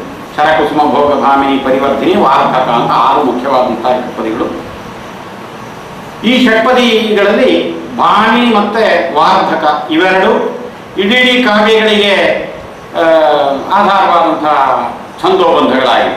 ಭಾಮಿನಿಯಲ್ಲೇ ರಚಿತವಾದಂತಹ ಕಾವ್ಯಗಳಿವೆ, ವಾರ್ಧಕದಲ್ಲೇ ರಚಿತವಾದಂತಹ ಕಾವ್ಯಗಳಿವೆ. ಕೆಲವು ಕಾವ್ಯಗಳಲ್ಲಿ ಮಿಶ್ರವಾಗಿ ಬೇರೆ ಬೇರೆ ಷಟ್ಪದಿಗಳು ಬಂದಂತಹದ್ದುಂಟು, ಅಂತಹದ್ದು ಕಡಿಮೆ. ಪರಿವರ್ಧನೆ ಷಟ್ಪದಿಯಲ್ಲಿ ಬಂದಂತಹದ್ದು ಕಾವ್ಯ ಇದೆ. ಆಮೇಲೆ ಕೆಲವು ಕಾವ್ಯಗಳಲ್ಲಿ ಮಿಶ್ರವಾಗಿ ಕೆಲವು ವಿವಿಧ ಛಂದಸ್ಸುಗಳು ಬಂದಿವೆ. ಆಲಾಸ್ಯ ಪುರಾಣ ಇಂಥ ಕೆಲವು ಗ್ರಂಥಗಳೆಲ್ಲ ಮಿಶ್ರ ಬಂದಿವೆ. ಆಮೇಲೆ ವಾರ್ಧಕ, ಭಾಮಿನಿ, ಪರಿವರ್ಧನೆ ಮೊದಲಾದಂತಹ ಮಿಶ್ರ ಷಟ್ಪದಿಗಳನ್ನು ಉಪಯೋಗಿಸಿಕೊಂಡು ಕಲ್ಯಾಣ ಕೀರ್ತಿ ಎಂಬ ಆತ ಕಾರ್ಕಳದ ಕಲ್ಯಾಣ ಕೀರ್ತಿ 1440 ಕಾಲದವನು, ಅವನು ರಚನೆ ಮಾಡಿದ್ದಾನೆ ಕಲ್ಯಾಣ ಕೀರ್ತಿ. ಅವನು ಜ್ಞಾನಚಂದ್ರಾಭ್ಯುದಯ ಎಂಬ ಕಾವ್ಯ ಮಿಶ್ರ ಷಟ್ಪದಿ ಕಾವ್ಯ. ಇನ್ನೊಂದು ವಿಶೇಷ ಅಂತ ಹೇಳಿದರೆ, ಈ ಸಾಂಗತ್ಯ ಪ್ರಾರಂಭ ಮಾಡಿದವನು ಯಾರು ಅಂತ ಹೇಳುವಂಥ ಚರ್ಚೆ ನಡೆದಿದೆ ನಮ್ಮಲ್ಲಿ. ಕಲ್ಯಾಣ ಕೀರ್ತಿಯೇ ಈಗ ದೊರಕಿದಂತಹ ಸಾಂಗತ್ಯ ಕವಿಗಳಲ್ಲಿ ಅತ್ಯಂತ ಪ್ರಾಚೀನವಾದವು. ಕಲ್ಯಾಣ ಕೀರ್ತಿಯ ಕೃತಿಗಳು ಅಂತ ಮೈಸೂರು ವಿಶ್ವವಿದ್ಯಾನಿಲಯದಿಂದ ಅಂತ ಕಾಣ್ತದ್ದು, ಅವನ ಕೃತಿಗಳೆಲ್ಲ ಒಟ್ಟಾಗಿ ಪ್ರಕಟಗೊಂಡಿವೆ. ಅದರ ಪ್ರಸ್ತಾವನೆ ಇತ್ಯಾದಿಗಳನ್ನು ನೋಡಿ ನನಗೆ ಈಗ ಅದು ಪುಸ್ತಕ ಸಿಕ್ಕಲಿಲ್ಲ, ನನ್ನ ಸಂಗ್ರಹದಲ್ಲಿ ಇಲ್ಲ ಗ್ರಂಥ, ಅದರಿಂದ ಪುನಃ ಇನ್ನೊಮ್ಮೆ ಈಗ ನೋಡಿಕೊಳ್ಳಿಕ್ಕಾಗಲಿಲ್ಲ. ಕಲ್ಯಾಣ ಕೀರ್ತಿಯ ಕೃತಿಗಳು ಅಂತ ಹೇಳಿ ಆಕ ರಾಜೇಗೌಡ ಸಂಪಾದನೆ ಮಾಡಿದಂಥ ಒಂದು ನೆನಪು ನನಗೆ. ಆ ಕೃತಿಯಲ್ಲಿ ನೀವು ನೋಡಿದಾಗ ಗೊತ್ತಾಗ್ತದೆ, ಕಲ್ಯಾಣ ಕೃತಿ ಮತ್ತು ಕಲ್ಯಾಣ ಕೀರ್ತಿ ಆತ ಸಾಂಗತ್ಯವನ್ನು ಬಳಸಿದಂಥ ಮೊದಲಿಗ. ಅದು ಚರ್ಚೆಯಲ್ಲಿತ್ತು. ಸೊಬಗಿನ ಸೋನೆ ಛಂದಸ್ಸು ಮತ್ತು ಸಾಂಗತ್ಯ ಎಂಬಂತಹ ಛಂದಸ್ಸು ಎರಡು ನಿಕಟವಾದಂತಹ ಛಂದಸ್ಸುಗಳು. ಸಾಂಗತ್ಯಕ್ಕೆ ಮೊದಲ ಸಾಲಿನಲ್ಲಿ 4 ವಿಷ್ಣುಗಣಗಳು, 2ನೇ ಸಾಲಿನಲ್ಲಿ 2 ವಿಷ್ಣುಗಣಗಳು ಮತ್ತು 1 ಬ್ರಹ್ಮಗಣ, ಉತ್ತರಾರ್ಧವು ಹಾಗೆ 3ನೇ ಸಾಲಿನಲ್ಲಿ 4 ವಿಷ್ಣುಗಣಗಳು, 4ನೇ ಸಾಲಿನಲ್ಲಿ 2 ವಿಷ್ಣುಗಣಗಳು ಮತ್ತು 1 ಬ್ರಹ್ಮಗಣ. ಈ ರೀತಿಯಲ್ಲಿ ಬರಬೇಕು. ಇದರಲ್ಲಿ ನೀವು ಎಷ್ಟು ಮಂದಿ ಛಂದಸ್ಸನ್ನು ಅಭ್ಯಾಸ ಮಾಡಿದ್ದೀರಿ ಅಥವಾ ಅದು ನೆನಪಿದೆ ನನಗೆ ಗೊತ್ತಿಲ್ಲ, ಆದರೂ ನಾನು ಅದರ ಲಕ್ಷಣವನ್ನು ಹೇಳಿಬಿಟ್ಟಂಥದ್ದು. ಸೊಬಗಿನ ಸೋನೆ, ದೇವರಾಜ ಎಂಬಾತ ಸೊಬಗಿನ ಸೋನೆ ಎಂಬಂತಹ ಗ್ರಂಥವನ್ನು ಬರೆದಿದ್ದಾನೆ. ಸೊಬಗಿನ ಸೋನೆ ಛಂದಸ್ಸು ಅಂತಲೇ ಅದಕ್ಕೆ ಹೆಸರು ಬಂದಿದೆ. ಅದರಲ್ಲಿ ಹೇಗಿದೆ ಅಂತ ಹೇಳಿದ್ರೆ, ಮೊದಲ ಸಾಲಿನಲ್ಲಿ 4 ವಿಷ್ಣುಗಣಗಳು, 2ನೇ ಸಾಲಿನಲ್ಲಿ 3 ವಿಷ್ಣುಗಣಗಳು, 3ನೇ ಸಾಲಿನಲ್ಲಿ 4 ವಿಷ್ಣುಗಣಗಳು, 4ನೇ ಸಾಲಿನಲ್ಲಿ 3 ವಿಷ್ಣುಗಣಗಳು. ಪೂರ್ವಾರ್ಧ ಉತ್ತರಾರ್ಧ ಸಮ ಎಂಬಂತಹದ್ದು ಅದರಲ್ಲಿ ಸಾಮಾನ್ಯವಾಗಿ ತುಂಬ ಪದ್ಯಗಳಲ್ಲಿ ಒಂದೇ ರೀತಿ ಇದೆ ಅದು ನಿಯಮ. ಈ ದೇವರಾಜನದು ಹಿಂದಿನ ಆಗ 13ನೇ ಶತಮಾನದ ಮಾತೆಲ್ಲ ಇತ್ತು ಒಂದ್ಸಲ ಕಾಲನಿರ್ಣಯ. ಕೊನೆಗೆ ಆ ಕಾಲನಿರ್ಣಯ ವ್ಯತ್ಯಾಸ ಆಗಿ ಗೋವಿಂದ ಪೈಗಳು ಅವನ ಕಾಲನಿರ್ಣಯವನ್ನು ಸರಿಯಾಗಿ ಹೇಳಿದ್ರು, ಇಂಥ ಕಾಲದವನು ಎಂಬಂಥದ್ದನ್ನು ಸಾಧಾರಣವಾಗಿ ಅದನ್ನು ಒಪ್ಪಿಕೊಂಡಿದ್ದಾರೆ. ಆವಾಗ ಸಾಂಗತ್ಯ ರಚನೆ, ಸೊಬಗಿನ ಸೋನೆ ರಚನೆ ಇದೆಲ್ಲ ಆ ಕಾಲದಲ್ಲ, ಅದಕ್ಕಿಂತ ಮತ್ತಿಂದು ಅಂತ ಆಯಿತು. ಈಗ ಗೊತ್ತಿರುವ ಮಟ್ಟಿಗೆ ಕಲ್ಯಾಣ ಕೀರ್ತಿ ಹಿಂದಿನವನು. ಈತ ಏನು ಅದನ್ನು ನಿರ್ಮಾಣ ಮಾಡಿದವನಲ್ಲ, ನಮ್ಮ ಪರದೇಶ ವೈಭವದ ರತ್ನಾಕರ ವರ್ಣಿ ಛಂದಸ್ಸನ್ನು ನಿರ್ಮಾಣ ಮಾಡಿದಂಥವನಲ್ಲ. ಆದರೆ ನಾಗವರ್ಮನ ಕಾಲದಲ್ಲಿ, ಛಂದೋಂಬುಧಿಯನ್ನು ಬರೆದಂತಹ ನಾಗವರ್ಮನ ಕಾಲದಲ್ಲಿ ಈ ಛಂದಸ್ಸು ಪ್ರಾಯಶಃ ಬಳಕೆಯಲ್ಲಿ ಇದ್ದಿರಲಿಲ್ಲ ಎಂಬುದನ್ನು ಹೇಳ್ಬೋದು. ಯಾಕೆಂದರೆ ಆಗ ನಾಗವರ್ಮ ಹೇಳುವಂತಹ ಛಂದೋಬಂಧಗಳ ಪಟ್ಟಿ ಏನಿದೆ, ಮದನವತಿ ಅಕ್ಕರಂ ಗೀತಿಕೆ ಏಳದಿವದಿ ಉತ್ಸಾಹಂ ಷಟ್ಪದಿ ಅಕ್ಕರಿಗೆ ಕರಂ ಚೆಲ್ಲುವುದವಿದ ಛಂದೋವತಂಸಂ ಅಬ್ಜದಳ ಶೀತ. ಇದರಲ್ಲಿ ಇರುವಂತಹದ್ದು 10 ಛಂದೋಬಂಧಗಳು. ಅದರಲ್ಲಿ ಸಾಂಗತ್ಯ ಎಂಬಂತಹದ್ದಿಲ್ಲ. ಸಾಂಗತ್ಯಕ್ಕೆ ಸಂಗತಿ ಎಂಬಂತಹ ಒಂದು ಹೆಸರು ಕೂಡ ಇತ್ತು ಅಂತ ಹೇಳೋದಕ್ಕೂ ನಮ್ಗೆ ಗೊತ್ತಾಗ್ತದೆ. ನೇಮಿ ಜಿನೇಶ ಸಂಗತಿ ಅಂತೆಲ್ಲ ಸಂಗತಿ ಅಂತ ಹೇಳಿದಂತಹದ್ದು ಕೂಡ ಉಂಟು. ಆದ್ದರಿಂದ ಸಾಂಗತ್ಯ ಎಂಬಂತಹ ಛಂದೋಬಂಧ ಹಳಗನ್ನಡದ ಅನಂತರದ್ದು ಅಂತ ಹೇಳುವಂಥದ್ದು ನಾವು ಗಮನಿಸಬೇಕು. ಹಳಗನ್ನಡದಲ್ಲಿ ಈ ತ್ರಿಮೂರ್ತಿಗಣಬದ್ಧವಾದಂಥವು, ಬ್ರಹ್ಮಗಣ, ವಿಷ್ಣುಗಣ, ರುದ್ರಗಣ, ತ್ರಿಮೂರ್ತಿಗಣಬದ್ಧವಾದಂಥವು, ಅವುಗಳನ್ನು ಅಂಶಗಣಾತ್ಮಕವಾದಂತಹದ್ದು ಅಂತ ಹೇಳ್ತಾರೆ. ಹೊಸ ಕಾಲದಲ್ಲಿ ಆ ಹೆಸರು ಬಂದಿದೆ. ತ್ರಿಮೂರ್ತಿಗಣಬದ್ಧವಾದಂತಹ ಪದ್ಯಬಂಧಗಳೇನಿವೆ ಇವು ಹಳಗನ್ನಡ ಕಾಲದಲ್ಲಿ ಇದ್ದು ನಮಗೆ ದೊರಕುವಂತಹದ್ದು ತ್ರಿಪದಿ ಮಾತ್ರ. ಕಪ್ಪೇರ ಭಟ್ಟನ ಶಾಸನದ ಬಗ್ಗೆ ನಾನು ಮೊನ್ನೆ ಹೇಳಿದೆ. ಇತರ ಸಿಕ್ಕುವಂತಹದ್ದು ಕಡಿಮೆ. ಕಾವ್ಯಗಳಲ್ಲಿ ಕೆಲವು ಅಕ್ಕರಗಳು, ಒಂದೆರಡು ಷಟ್ಪದಿಗಳು, ಶಾಸನಗಳಲ್ಲಿ ಕೆಲವು ಷಟ್ಪದಿಗಳು ಮಾತ್ರ ಸಿಗ್ತವೆ. ಉಳಿದಂತೆ ಮದನವತಿ, ಚೌಪದಿ, ಗೀತಿಕೆ ಕವಿರಾಜ ಮಾರ್ಗದಲ್ಲಿದೆ. ಆದರೆ ಅದರ ಲಕ್ಷಣ ಒಂದು ಸರಿ ಇಲ್ಲ. ಒಂದು ಗೀತಿಕೆಯಾಗಿ ಇನ್ನೊಂದು ಗೀತಿಕೆ ಇಲ್ಲ. ಇದೆಲ್ಲ ತುಂಬ ಸಮಸ್ಯೆ ಇದೆ. ಅದಕ್ಕೆ ಛಂದಸ್ಸಿಗೆ ಸಂಬಂಧಪಟ್ಟಂತಹ ಸಮಸ್ಯೆ. ಈ ಕನ್ನಡ ಛಂದಸ್ಸುಗಳ ಲಕ್ಷಣ ಏನು ಅಂತ ಹೇಳುವಂತಹದ್ದನ್ನು ಹೇಳಬೇಕಾದಂತಹ ಒಂದು ಸಂದರ್ಭ ಕನ್ನಡ ಕೈಪಿಡಿ ರಚನೆ ಮಾಡುವಂತಹ ಸಂದರ್ಭದಲ್ಲಿ ಬಂತು. ಹಾಗೆ ಹೇಳುವಂತಹ ಸಂದರ್ಭದಲ್ಲಿ ಬ್ರಹ್ಮಗಣ, ವಿಷ್ಣುಗಣ, ರುದ್ರಗಣ ಇದರ ಸ್ವರೂಪ ಏನು ಅಂತ ಹೇಳುವಂತಹದ್ದನ್ನು ಹೇಳುವುದು ಸುಲಭ ಸಾಧ್ಯವಾಗಲಿಲ್ಲ ಕನ್ನಡ ಕೈಪಿಡಿಗಾರರಿಗೆ. 1927ನೇ ಇಸವಿಯಲ್ಲಿ ಕನ್ನಡ ಕೈಪಿಡಿಯ ಮೊದಲ ಮುದ್ರಣ. ಕನ್ನಡ ಕೈಪಿಡಿ ನಿಮಗೆ ಗೊತ್ತಾಗ್ತವಲ್ಲ, ಮೈಸೂರು ವಿಶ್ವವಿದ್ಯಾನಿಲಯದಿಂದ ಬಂದಂತಹ ಗ್ರಂಥ ಕನ್ನಡ ಕೈಪಿಡಿ. ಅದರಲ್ಲಿ ಕನ್ನಡ ಕೈಪಿಡಿಯಲ್ಲಿ ಈ ದೇಶೀಯವಾದಂತಹ ಈ ಬ್ರಹ್ಮ, ವಿಷ್ಣು, ರುದ್ರ ಗಣಗಳಿಂದ ಘಟಿತವಾಗುವಂತಹ ಪದ್ಯಬಂಧಗಳೇನಿವೆ ಆ ಪದ್ಯಬಂಧಗಳ ಲಕ್ಷಣಗಳನ್ನು ಕೊಟ್ಟಂತಹದ್ದು ಸರಿ ಇರಲಿಲ್ಲ. ಸಾಂಗತ್ಯದ ಲಕ್ಷಣವನ್ನು ಕೊಟ್ಟದ್ದು ಕೂಡ ಸರಿ ಇರಲಿಲ್ಲ.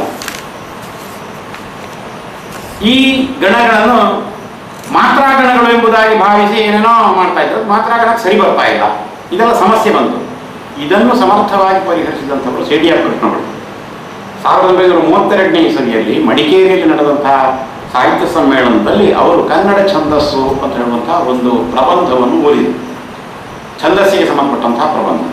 ಆ ಕನ್ನಡ ಛಂದಸ್ಸು ಎಂಬುದು ಸಂಸ್ಕೃತದ ಛಂದಸ್ಸಿಗೆ ಹೊರತಾಗಿ ಕನ್ನಡದ್ದೇ ಆದಂತಹ ದೇಶೀಯವಾದಂತಹ ತ್ರಿಮೂರ್ತಿಗಣಬದ್ಧವಾದಂತಹ ಛಂದಸ್ಸು. ಬ್ರಹ್ಮಗಣ, ವಿಷ್ಣುಗಣ, ರುದ್ರಗಣ ಎಂಬ ಗಣವಿಂಗಡಣೆಗೆ ಹೊಂದುವ ಛಂದಸ್ಸು. ಅದನ್ನು ನಾಗವರ್ಮನು ಹೇಳಿದ್ದಾನೆ. ಆ ನಾಗವರ್ಮನು ಹೇಳಿದಂತಹ ಲಕ್ಷಣಗಳು ಏನು ಎಂಬಂತಹದ್ದನ್ನು ವಿವರಿಸಿ ಇವರೊಂದು ಲೇಖನ ಬರುತ್ತೆ. ಆ ಲೇಖನದಲ್ಲಿ ಮೊದಲ ಬಾರಿಗೆ ಈ ಕನ್ನಡ ಛಂದೋಬಂಧಗಳ ಮುಖ್ಯ ಲಕ್ಷಣ ಏನು ಎಂಬಂತಹದ್ದನ್ನು ಅವರು ಹೇಳಿದರು. ಅದರ ಜೊತೆಗೆ ಸಾಂಗತ್ಯದ ಲಕ್ಷಣವನ್ನು ಹೇಳಿದರು. ಅಲ್ಲಿ ಮೊದಲ ಬಾರಿಗೆ ಸಾಂಗತ್ಯದ ಲಕ್ಷಣವನ್ನು ಸರಿಯಾದಂತಹ ಕ್ರಮದಲ್ಲಿ ಹೇಳಿದರು ಸೇಡಿಯಾರ್ ಕೃಷ್ಣಗಳು. ಆಮೇಲೆ 1936ರಲ್ಲಿ ಕನ್ನಡ ಕೈಪಿಡಿಯ 2ನೇ ಮುದ್ರಣ ಬರುವಂತಹ ಸಂದರ್ಭದಲ್ಲಿ ಸೇಡಿಯಾರ್ ಕೃಷ್ಣ ಭಟ್ರ ಲೇಖನ ಪ್ರಕಟ ಆಗಿತ್ತು. ಅದರ ಆಧಾರದಿಂದ ಕನ್ನಡ ಕೈಪಿಡಿಯಲ್ಲಿ ಮೊದಲು ಹೇಳಿದ ನಿಯಮಗಳನ್ನು ತಿದ್ದಿ ಇವರು ಹೇಳಿದ ಹಾಗೆ ಹೊಸ ನಿಯಮಗಳನ್ನು ಅವರು ಕೊಟ್ಟರು. ಇದು ಸಾಂಗತ್ಯದ ಲಕ್ಷಣ ಹೊಸ ಕಾಲದಲ್ಲಿ ನಮಗೆ ಅವಗತವಾದಂತಹ ಒಂದು ಬಗೆ. ಆದರೆ ಇದನ್ನು ಹಾಡುವಂತಹ ಕ್ರಮ ನಮ್ಮ ಪ್ರದೇಶದಲ್ಲಿ ಎಲ್ಲರಿಗೂ ತಿಳಿದಿತ್ತು.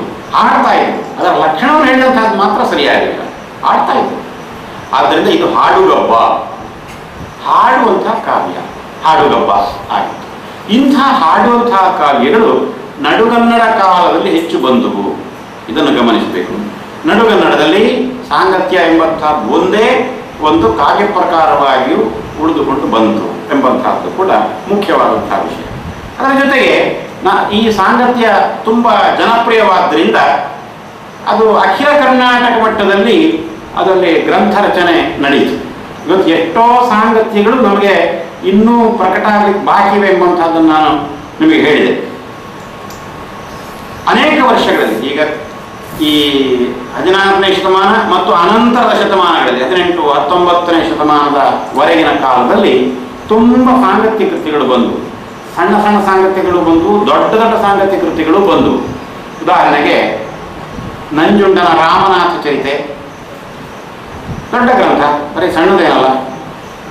ರಾಮನಾಥ ಚರಿತೆ ಎಂಬಂತಹ ಕಾವ್ಯ, ರಾಮನಾಥ ಚರಿತೆಯನ್ನು ನಂಜುಂಡ ಒಬ್ಬನೇ ಬರೆದದ್ದಲ್ಲ, ಇನ್ನೂ ಅನೇಕ ಮಂದಿ ಬರೆದಿದ್ದಾರೆ. ಬೇರೆ ಬೇರೆ ಜನ ನಂಜುಂಡ ಬರೆದ ಹಾಗೆ ಆ ವಸ್ತುವನ್ನು ತೆಗೆದುಕೊಂಡು ಬರೆದಿದ್ದಾರೆ. ನಮ್ಮ ಗುರುಗಳಾದಂತಹ ಡಾಕ್ಟರ್ ಜಿ ವರದರಾಜರಾವ್ ಅವರ ಹೆಸರನ್ನು ಮೊನ್ನೆ ನಾನು ನಿಮಗೆ ಹೇಳಿದೆ. ಅವರು ಕನ್ನಡ ರಾಮನಾಥ ಚರಿತೆಗಳ ತೌಲನಿಕ ಅಧ್ಯಯನವನ್ನು ಮಾಡಿದ್ದಾರೆ. ಬೇರೆ ಬೇರೆ ಜನ ರಾಮನಾಥ ಚರಿತೆಯನ್ನು ಬರೆದಿದ್ದಾರಲ್ಲ ಅಂತ ತೌಲನಿಕ ಅಧ್ಯಯನವನ್ನು ಮಾಡಿದ್ದಾರೆ. ಅವರ ಥೀಸಿಸ್ ಪ್ರಕಟ ಆಗಿದೆ. PhD ಮಾಡುವಂಥವರ ಗಮನಕ್ಕೆ ಮೊದಲು ಈ ಥೀಸಿಸ್ಗಳನ್ನು ಬರೆಯುವಂಥದ್ದು ಎಷ್ಟು ಕಷ್ಟ ಇತ್ತು, ಅಷ್ಟು ಕಷ್ಟದಲ್ಲಿ ಅವರು ಮಾಡಿದ್ದಾರೆ ಅಂತ ಹೇಳೋದಕ್ಕೆ, ಈ 5 ಪ್ರತಿ 6 ಪ್ರತಿ ವಿಶ್ವವಿದ್ಯಾನಿಲಯಕ್ಕೆ ಕೊಡುವಾಗ ಆ 2 ಪ್ರತಿಗಳನ್ನು ಇಡೀ ಥೀಸಿಸನ್ನು ಕೈಯಲ್ಲಿ ಬರಿಬೇಕಾಗಿತ್ತು. ಟೈಪ್ ಮಾಡುವಂಥ ಕ್ರಮವೂ ಬಂದಿರಲಿಲ್ಲ, ಕೈಯಲ್ಲಿ ಬರಿಬೇಕಾಗಿತ್ತು.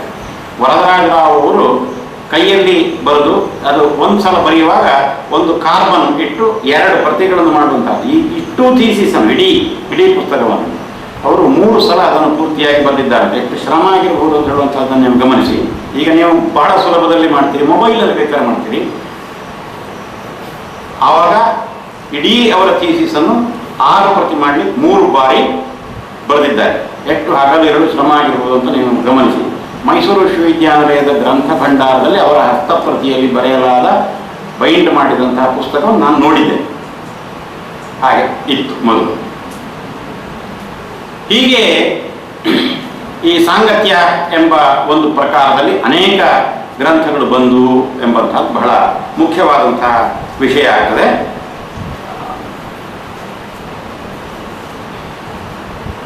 ಇನ್ನು ಮುಖ್ಯವಾದಂತಹ ಕೃತಿಗಳು ಯಾವುವು ಅಂತ ಹೇಳುವಂಥದ್ದನ್ನು ಹೇಳಿದೆ.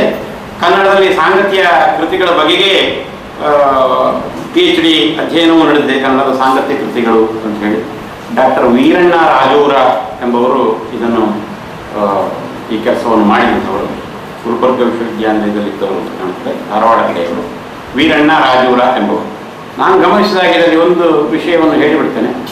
ನಾವು ಸಂಶೋಧಕರ ಎಷ್ಟೋ ಸಂದರ್ಭದಲ್ಲಿ ಅಲ್ಲಿ ಹೇಳಿದಂಥದ್ದೆಲ್ಲ ಸರಿ ಇರ್ತದೆ ಅಂತ ಭಾವಿಸ್ತೇವೆ. ಆದರೆ ಎಷ್ಟೋ ಬಾರಿ ಏನು ಮಾಹಿತಿ ಸಿಗ್ತದೋ ಅದನ್ನು ಅಲ್ಲಿ ಹಾಕಿಬಿಡುವಂಥದ್ದು ಅಷ್ಟೇ.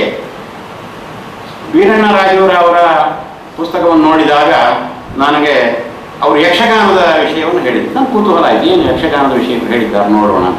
ಯಕ್ಷಗಾನದಲ್ಲಿ ಸಾಂಗತ್ಯ ಬಂಧಗಳು ಬಳಕೆಯಾಗಿವೆ ಅಂತ ಹೇಳಿ ಕೆಲವು ಯಕ್ಷಗಾನ ಕೃತಿಗಳನ್ನು ಅವರು ಉದ್ಧರಿಸಿ ಇದರಲ್ಲಿ ಇಂತಿಷ್ಟು ಸಾಂಗತ್ಯ ಪದ್ಯಗಳು ಬಂದಿವೆ, ಇದರಲ್ಲಿ ಇಂತಿಷ್ಟು ಸಾಂಗತ್ಯ ಪದ್ಯಗಳು ಬಂದಿವೆ ಅಂತ ಹೇಳಿ. ಸಾಂಗತ್ಯ ರೂಪಕ ಎಂಬ ಹೆಸರಿನಲ್ಲಿ ಸಾಂಗತ್ಯ ಪದ್ಯಗಳು ಯಕ್ಷಗಾನ ಕೃತಿಗಳಲ್ಲಿ ಬರ್ತವೆ, ಸಾಮಾನ್ಯವಾಗಿ ಇವೆ ತುಂಬ. ಅದು ಎಲ್ಲ ಯಕ್ಷಗಾನ ಕೃತಿಗಳಲ್ಲೂ ಬರ್ತದೆ, ಆದರೆ ಅವರಿಗೆ ಗೊತ್ತಿಲ್ಲ.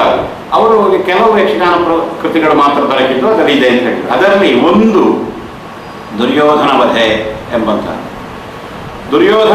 ಎಂಬಂತಹದ್ದನ್ನು ಬರೆದವರು ಕ.ಪು. ಸೀತಾರಾಮ ಕೆದಿಲಾಯ ಎಂಬವರು.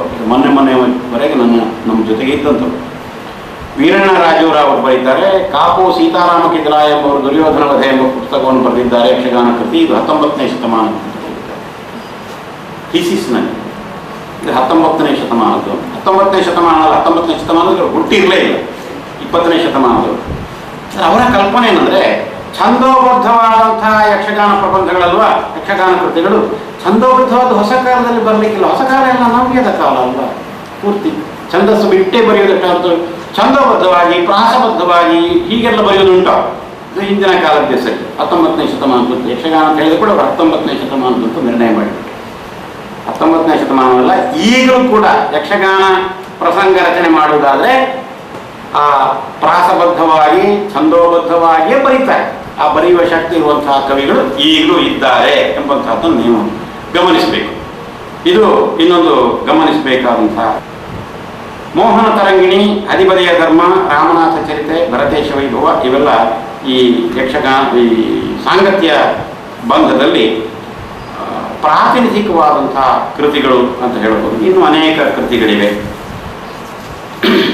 ಈ ಕೃತಿಗಳು ಇನ್ನೂ ಸಂಪಾದಿತವಾಗಿ ಬರಬೇಕು ಅಂತ ಹೇಳುವಂತಹ ವಿಷಯವನ್ನು ನಾನು ಈಗಾಗಲೇ ಹೇಳಿದೆ. ಗ್ರಂಥ ಸಂಪಾದನೆಯಲ್ಲಿ ಆಸಕ್ತಿ ಇದ್ದಂತಹ ವ್ಯಕ್ತಿಗಳು ಇವುಗಳನ್ನು ಹೋಗಿ ಹುಡುಕಿ ಪ್ರತಿಗಳನ್ನು, ಹಸ್ತಪ್ರತಿಗಳನ್ನು ಹುಡುಕಿ ಹೋಲಿಸಿ ಇವುಗಳನ್ನು ಪ್ರತಿ ಮಾಡಿ ಈ ಕೆಲಸವನ್ನು, ಸಂಪಾದನೆಯ ಕೆಲಸವನ್ನು ಮಾಡ್ತಾರೆ. ಹಾಗೆಯೇ ಅಣ್ಣನ ಪದಗಳ ಬಗೆಗೆ, ಈ ಪದಗಳ ಬಗೆಗೆ ಹೇಳುವಾಗ ಒಂದೆರಡು ಮಾತು ಹೇಳಬೇಕು. ಈ ಪದಗಳು ಅಂತ ಏನಿವೆ ಅದನ್ನು ಹರಿದಾಸರ ಕೀರ್ತನೆಗಳು ಅಂತ ನೀವು ಕೇಳಿದ್ದೀರಿ. ಹರಿದಾಸರ ಪದಗಳು, ದಾಸರ ಪದಗಳು ಅಂತ ಕೇಳಿದ್ದೀರಿ. ಅದನ್ನು ಪದಗಳು ಅಂತ ಹೇಳ್ತಾರೆ, ಕೀರ್ತನೆಗಳು ಅಂತ ಹೇಳ್ತಾರೆ. ಪದ ಮತ್ತು ಪದ್ಯ ಅಂತ ಹೇಳೋದಕ್ಕೆ ಇರುವ ವ್ಯತ್ಯಾಸವನ್ನು ಗಮನಿಸಬೇಕು ನೀವು. ಪದ್ಯ ಅಂತ ಹೇಳಿದರೆ ಯಾವುದೇ ಪದ್ಯ ರೂಪದಲ್ಲಿರುವಂತಹದ್ದು ನಿಮ್ಗೆ ಗೊತ್ತಾಗ್ತದೆ, ಅದು ಪದ್ಯ. ಆದರೆ ಪದ ಪದ್ಯವೂ ಆಗಿರ್ತದೆ, ಅದರ ಜೊತೆಗೆ ಹಾಡು ಆಗಿರ್ತದೆ. ಎಲ್ಲ ಪದ್ಯಗಳು ಹಾಡುಗಳಲ್ಲ, ಎಲ್ಲ ಪದ್ಯಗಳು ಹಾಡುಗಳಲ್ಲ, ಆದರೆ ಎಲ್ಲ ಹಾಡುಗಳು ಪದ್ಯಗಳು. ಗಮನಿಸಿ, ಎಲ್ಲ ಪದ್ಯಗಳು ಹಾಡುಗಳಲ್ಲ, ಎಲ್ಲ ಹಾಡುಗಳು ಪದ್ಯಗಳು. ಅದರ ಅರ್ಥ ಏನಂತ ಹೇಳಿದರೆ, ಹಾಡುವುದು ಅಂತ ಹೇಳಿದ ಕೂಡಲೇ ಅದಕ್ಕೆ ರಾಗ ತಾಳ, ಬರಿಯ ರಾಗ ಬೇಕು. ಇಲ್ಲಂದ್ರೆ ರಾಗ ತಾಳ ಎರಡೂ ಇರಬೇಕು. ಸಾಮಾನ್ಯವಾಗಿ ರಾಗ ತಾಳ ಎರಡೂ ಇರುವಂತಹದ್ದನ್ನು ಪದ ಎಂಬುದಾಗಿರುತ್ತೆ. ಆದ್ದರಿಂದಲೇ ಯಕ್ಷಗಾನದ ಪದ ಅಂತ ಹೇಳುವಂಥದ್ದು. ದಾಸರ ಪದ ಅಂತ ಹೇಳಲಿಕ್ಕೂ ಕೂಡ ಅದೇ ಕಾರಣ. ದಾಸರ ಪದಗಳು ಎಂಬುದಾಗಿಯೇ ಬಳಕೆಯಲ್ಲಿತ್ತು. ಆದರೆ ಈ ರೇಡಿಯೋ ಮತ್ತಿತರ ಕೆಲವು ಪ್ರಸಾರ ಸಾಮಗ್ರಿಗಳೇನಿವೆ, ಪ್ರಸಾರ ಮಾಧ್ಯಮಗಳು, ಅವು ಇವುಗಳನ್ನು ಬೇರೆ ಹೆಸರು ಕೊಟ್ಟು ಕರೀಲಿಕ್ಕೆ ಪ್ರಾರಂಭ ಮಾಡಿದ್ರು. ದೇವರನಾಮ, ಪುರಂದರದಾಸರ ದೇವರ ನಾಮ. ನಿಜವಾಗಿ ಅವು ಪುರಂದರದಾಸರ ಪದಗಳು ಅಥವಾ ಪುರಂದರದಾಸರ ಹಾಡುಗಳು. ಈ ದೇವರನಾಮ ಎಂಬಂತಹ ಒಂದು ಪದ ಪ್ರಯೋಗಕ್ಕೆ ಬಂದು ನಮ್ಮ ಪ್ರದೇಶದಲ್ಲಿ ಇರಲಿಲ್ಲ. ಆಕಾಶವಾಣಿಯಿಂದಾಗಿ ನಮ್ಮ ಪ್ರದೇಶದಲ್ಲಿ ಈಗ ಪುರಂದರದಾಸರ ದೇವರನಾಮ, ಬೆಂಗಳೂರು ಮೈಸೂರು ಕಡೆಯಲ್ಲಿ ಅದನ್ನು ದೇವರನಾಮ ಅಂತ ಹೇಳ್ತಾ ಇದ್ರು. ದೇವರ ಹೆಸರನ್ನು ಹೇಳುವಂತಹ ಪದ್ಯ ಅಂತ ಅರ್ಥ ಸಾಮಾನ್ಯವಾಗಿ. ಅದನ್ನು ಇಲ್ಲಿ ಬಳಕೆ ಮಾಡಲಿಕ್ಕೆ ಪ್ರಾರಂಭ ಮಾಡಿದ್ರು. ಸೈಡಿಯಾ ಪಟ್ಟಮಠವನ್ನು ಹೇಳ್ತಾ ಇದ್ರು ಆವಾಗ. ಈ ದೇವರನಾಮ ಅಂದ್ರೆ ಎಂಥದ್ದು? ಈ ಪದಗಳಿಗೆ ದೇವರನಾಮ ಅಂತ ಹೆಸರು ಬಂದದ್ದು ಹೇಗೆ? ಈ ರೇಡಿಯೋದವರೇ ಮಾಡಿದ್ದು ಹೀಗೆ ಅಂತ ಅವರು ಹೇಳಿದಂಥದ್ದು, ನನ್ನಲ್ಲೇ ಹೇಳಿದಂತಹದ್ದುಂಟು. ಹಾಗೆ ಅದನ್ನು ನಿಮ್ಮ ಹತ್ರ ನಾನು ಹಂಚಿಕೊಂಡಂತ. ಹಾಗೆ ಅಣ್ಣನ ಪದಗಳು ಅಂತ ಏನಿವೆ, ಇವು ರಾಗತಾಳಬದ್ಧವಾದಂತಹ ಪದ್ಯಗಳು. ಆದ್ದರಿಂದ ರಾಗತಾಳಬದ್ಧವಾದಂತಹ ಪದ್ಯಗಳನ್ನು ಪದಗಳು ಎಂಬುದಾಗಿ ಹೇಳುವಂತಹದ್ದು. ಅಣ್ಣನ ಪದಗಳು ಆ ರೀತಿ. ಈಗ ಅದರಲ್ಲಿ ಇನ್ನೂ ಅಧ್ಯಯನ ಆಗಬೇಕಾದಂತಹ ವಿಷಯ ಅಂತ ಹೇಳಿದ್ರೆ, ಈ ಅಣ್ಣನ ಪದಗಳು ಯಕ್ಷಗಾನ ಪದಗಳ ರೀತಿಯಲ್ಲಿ ಇದೆಯೇ ಅಥವಾ ಹರಿದಾಸರ ಕೀರ್ತನೆಗಳೇನಿವೆ ಆ ಪ್ರಕಾರದಲ್ಲಿಯೇ ಇವೆಯೇ? ಇದನ್ನು ನೋಡುವಾಗ ಇನ್ನೂ ವಿಷಯಗಳು ಬರ್ತವೆ. ಹರಿದಾಸರ ಕೀರ್ತನೆಗಳಿಗೂ ಯಕ್ಷಗಾನದ ಪದ್ಯಗಳಿಗೂ ಇರುವಂತಹ ಸಂಬಂಧ, ಹೋಲಿಕೆ ಇತ್ಯಾದಿಗಳ ಬಗ್ಗೆ ಆಳವಾದ ಅಧ್ಯಯನ ಆಗಲಿಲ್ಲ.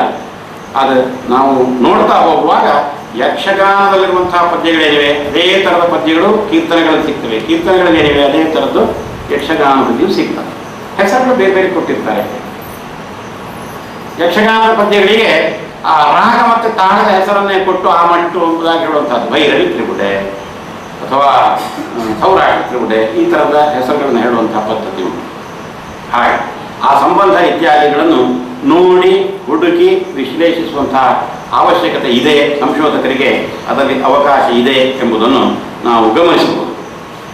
ಇನ್ನೀಗ ಭರತೇಶ ವೈಭವದಲ್ಲಿ ಹೇಳಿದಂತಹ ಕೆಲವು ವಿಷಯಗಳನ್ನು ನಾವು ಗಮನಿಸಬೇಕು. ಅದರಲ್ಲಿ ನಮ್ಮ ಇಡೀ ಸಾಹಿತ್ಯಕ್ಕೆ ಸಂಬಂಧಪಟ್ಟ ಹಾಗೆ ಕೆಲವು ಸೂಚನೆಗಳನ್ನು ಕೊಡ್ತಾನೆ. ಅದರಲ್ಲಿ ಪ್ರಾರಂಭದ ಸಂಧಿಯಲ್ಲಿಯೇ ಆ ವಿಷಯ ಬರ್ತದೆ. ಅದೇನೆಂದರೆ ವಸ್ತುಕ ಮತ್ತು ವರ್ಣಕ ಎಂಬಂಥ ಎರಡು ವಿಷಯಗಳು, ಮತ್ತೆ ಓದುಗಬ್ಬ ಮತ್ತು ಹಾಡುಗಬ್ಬ ಎಂಬ ಇನ್ನು ಎರಡು ವಿಷಯಗಳು. ಹಾಗಾಗಿ ಇಡೀ ಕಾವ್ಯವನ್ನು ಆತ ಎರಡು ರೀತಿಯಲ್ಲಿ ವಿಂಗಡಣೆ ಮಾಡ್ತಾನೆ, ಎರಡು ಕ್ರಮದಲ್ಲಿ. ಆ 2 ಕ್ರಮದಲ್ಲಿಯೂ 2 ವಿಂಗಡಣೆಗಳು. ಅದು ಯಾವುದು ಅಂತ ಕೇಳಿದ್ರೆ, ಒಂದು ಓದುಗಬ್ಬ, ಮತ್ತೊಂದು ಹಾಡುಗಬ್ಬ ಅಂತ. ಆಮೇಲೆ ಕಾವ್ಯವನ್ನು ಬರೆಯುವಂತಹ ಸಂದರ್ಭದಲ್ಲಿ ಅದಕ್ಕೆಲ್ಲ ಲಕ್ಷಣ ಹೇಳುವಂತಹ ಒಂದು ಲಕ್ಷಣ ಶಾಸ್ತ್ರ ಉಂಟು ಎಂಬಂತಹದ್ದು ಅವನಿಗೆ ಗೊತ್ತು. ಅದನ್ನೇ ಹೇಳ್ತಾನೆ, ಸಕಲ ಲಕ್ಷಣವು ವಸ್ತುಕಕ್ಕೆ ವರ್ಣಕಕ್ಕಿಟ್ಟು ವಿಕಳವಾದರೂ ದೋಷವಿಲ್ಲ. ಸಕಲ ಲಕ್ಷಣಕ್ಕಾಗಿ ಬಿರುಸು ಮಾಡಿದರೆ ಪುಸ್ತಕದ ಬದನೆಕಾಯವು. ನೋಡಿ, ಎಷ್ಟು ಸರಳವಾಗಿ ಹೇಳಿದ್ದಾನೆ. ಸಕಲ ಲಕ್ಷಣಕ್ಕಾಗಿ ಕಾವ್ಯವನ್ನು ಬಿರುಸು ಮಾಡಿದರೆ ಪುಸ್ತಕದ ಬದನೆಕಾಯಿ ಆಗುವುದಷ್ಟೇ ಹೊರತು ಅದು ವರ್ಣಕ ಕಾವ್ಯ ಆಗುವುದಿಲ್ಲ ಅಂತ ಹೇಳ್ತಾರೆ. ವಸ್ತುಕ ಮತ್ತು ವರ್ಣಕ, ಈ ವಸ್ತುಕ ವರ್ಣಗಳ ಬಗ್ಗೆ ಕೂಡ ತುಂಬ ಚರ್ಚೆಗಳು ನಡೆದಿವೆ. ನಮ್ಮ ವಿದ್ವಾಂಸರು ಚರ್ಚೆ ಮಾಡಿದ್ದಾರೆ. ನೀವು ಕಡೆಗೋಡು ಶಂಕರ ಭಟ್ರು ಆ ಬಗ್ಗೆ ಬರೆದಿದ್ದಾರೆ. ನೀವು ಅದನ್ನು ನೋಡ್ಬೋದು. ಅವರ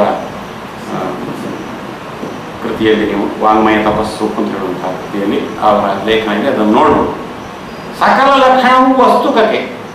ವಸ್ತುಕ ಕಾವ್ಯ ಅಂತ ಹೇಳಿದರೆ ಮಾರ್ಗ ಕಾವ್ಯ, ವರ್ಣಕ ಕಾವ್ಯ ಅಂದರೆ ದೇಸಿ ಅಂತ. ಅದಕ್ಕೆ 2 ಶಬ್ದಗಳನ್ನು ನಮ್ಮ ವಿದ್ವಾಂಸರು ಸೇರಿಸಿದ್ದಾರೆ, ಮಾರ್ಗ ಮತ್ತು ದೇಸಿ ಅಂತ. ಪಂಪ, ರನ್ನ ಮೊದಲಾದಂತಹ ಕವಿಗಳ ಕೃತಿಗಳು ಮಾರ್ಗ,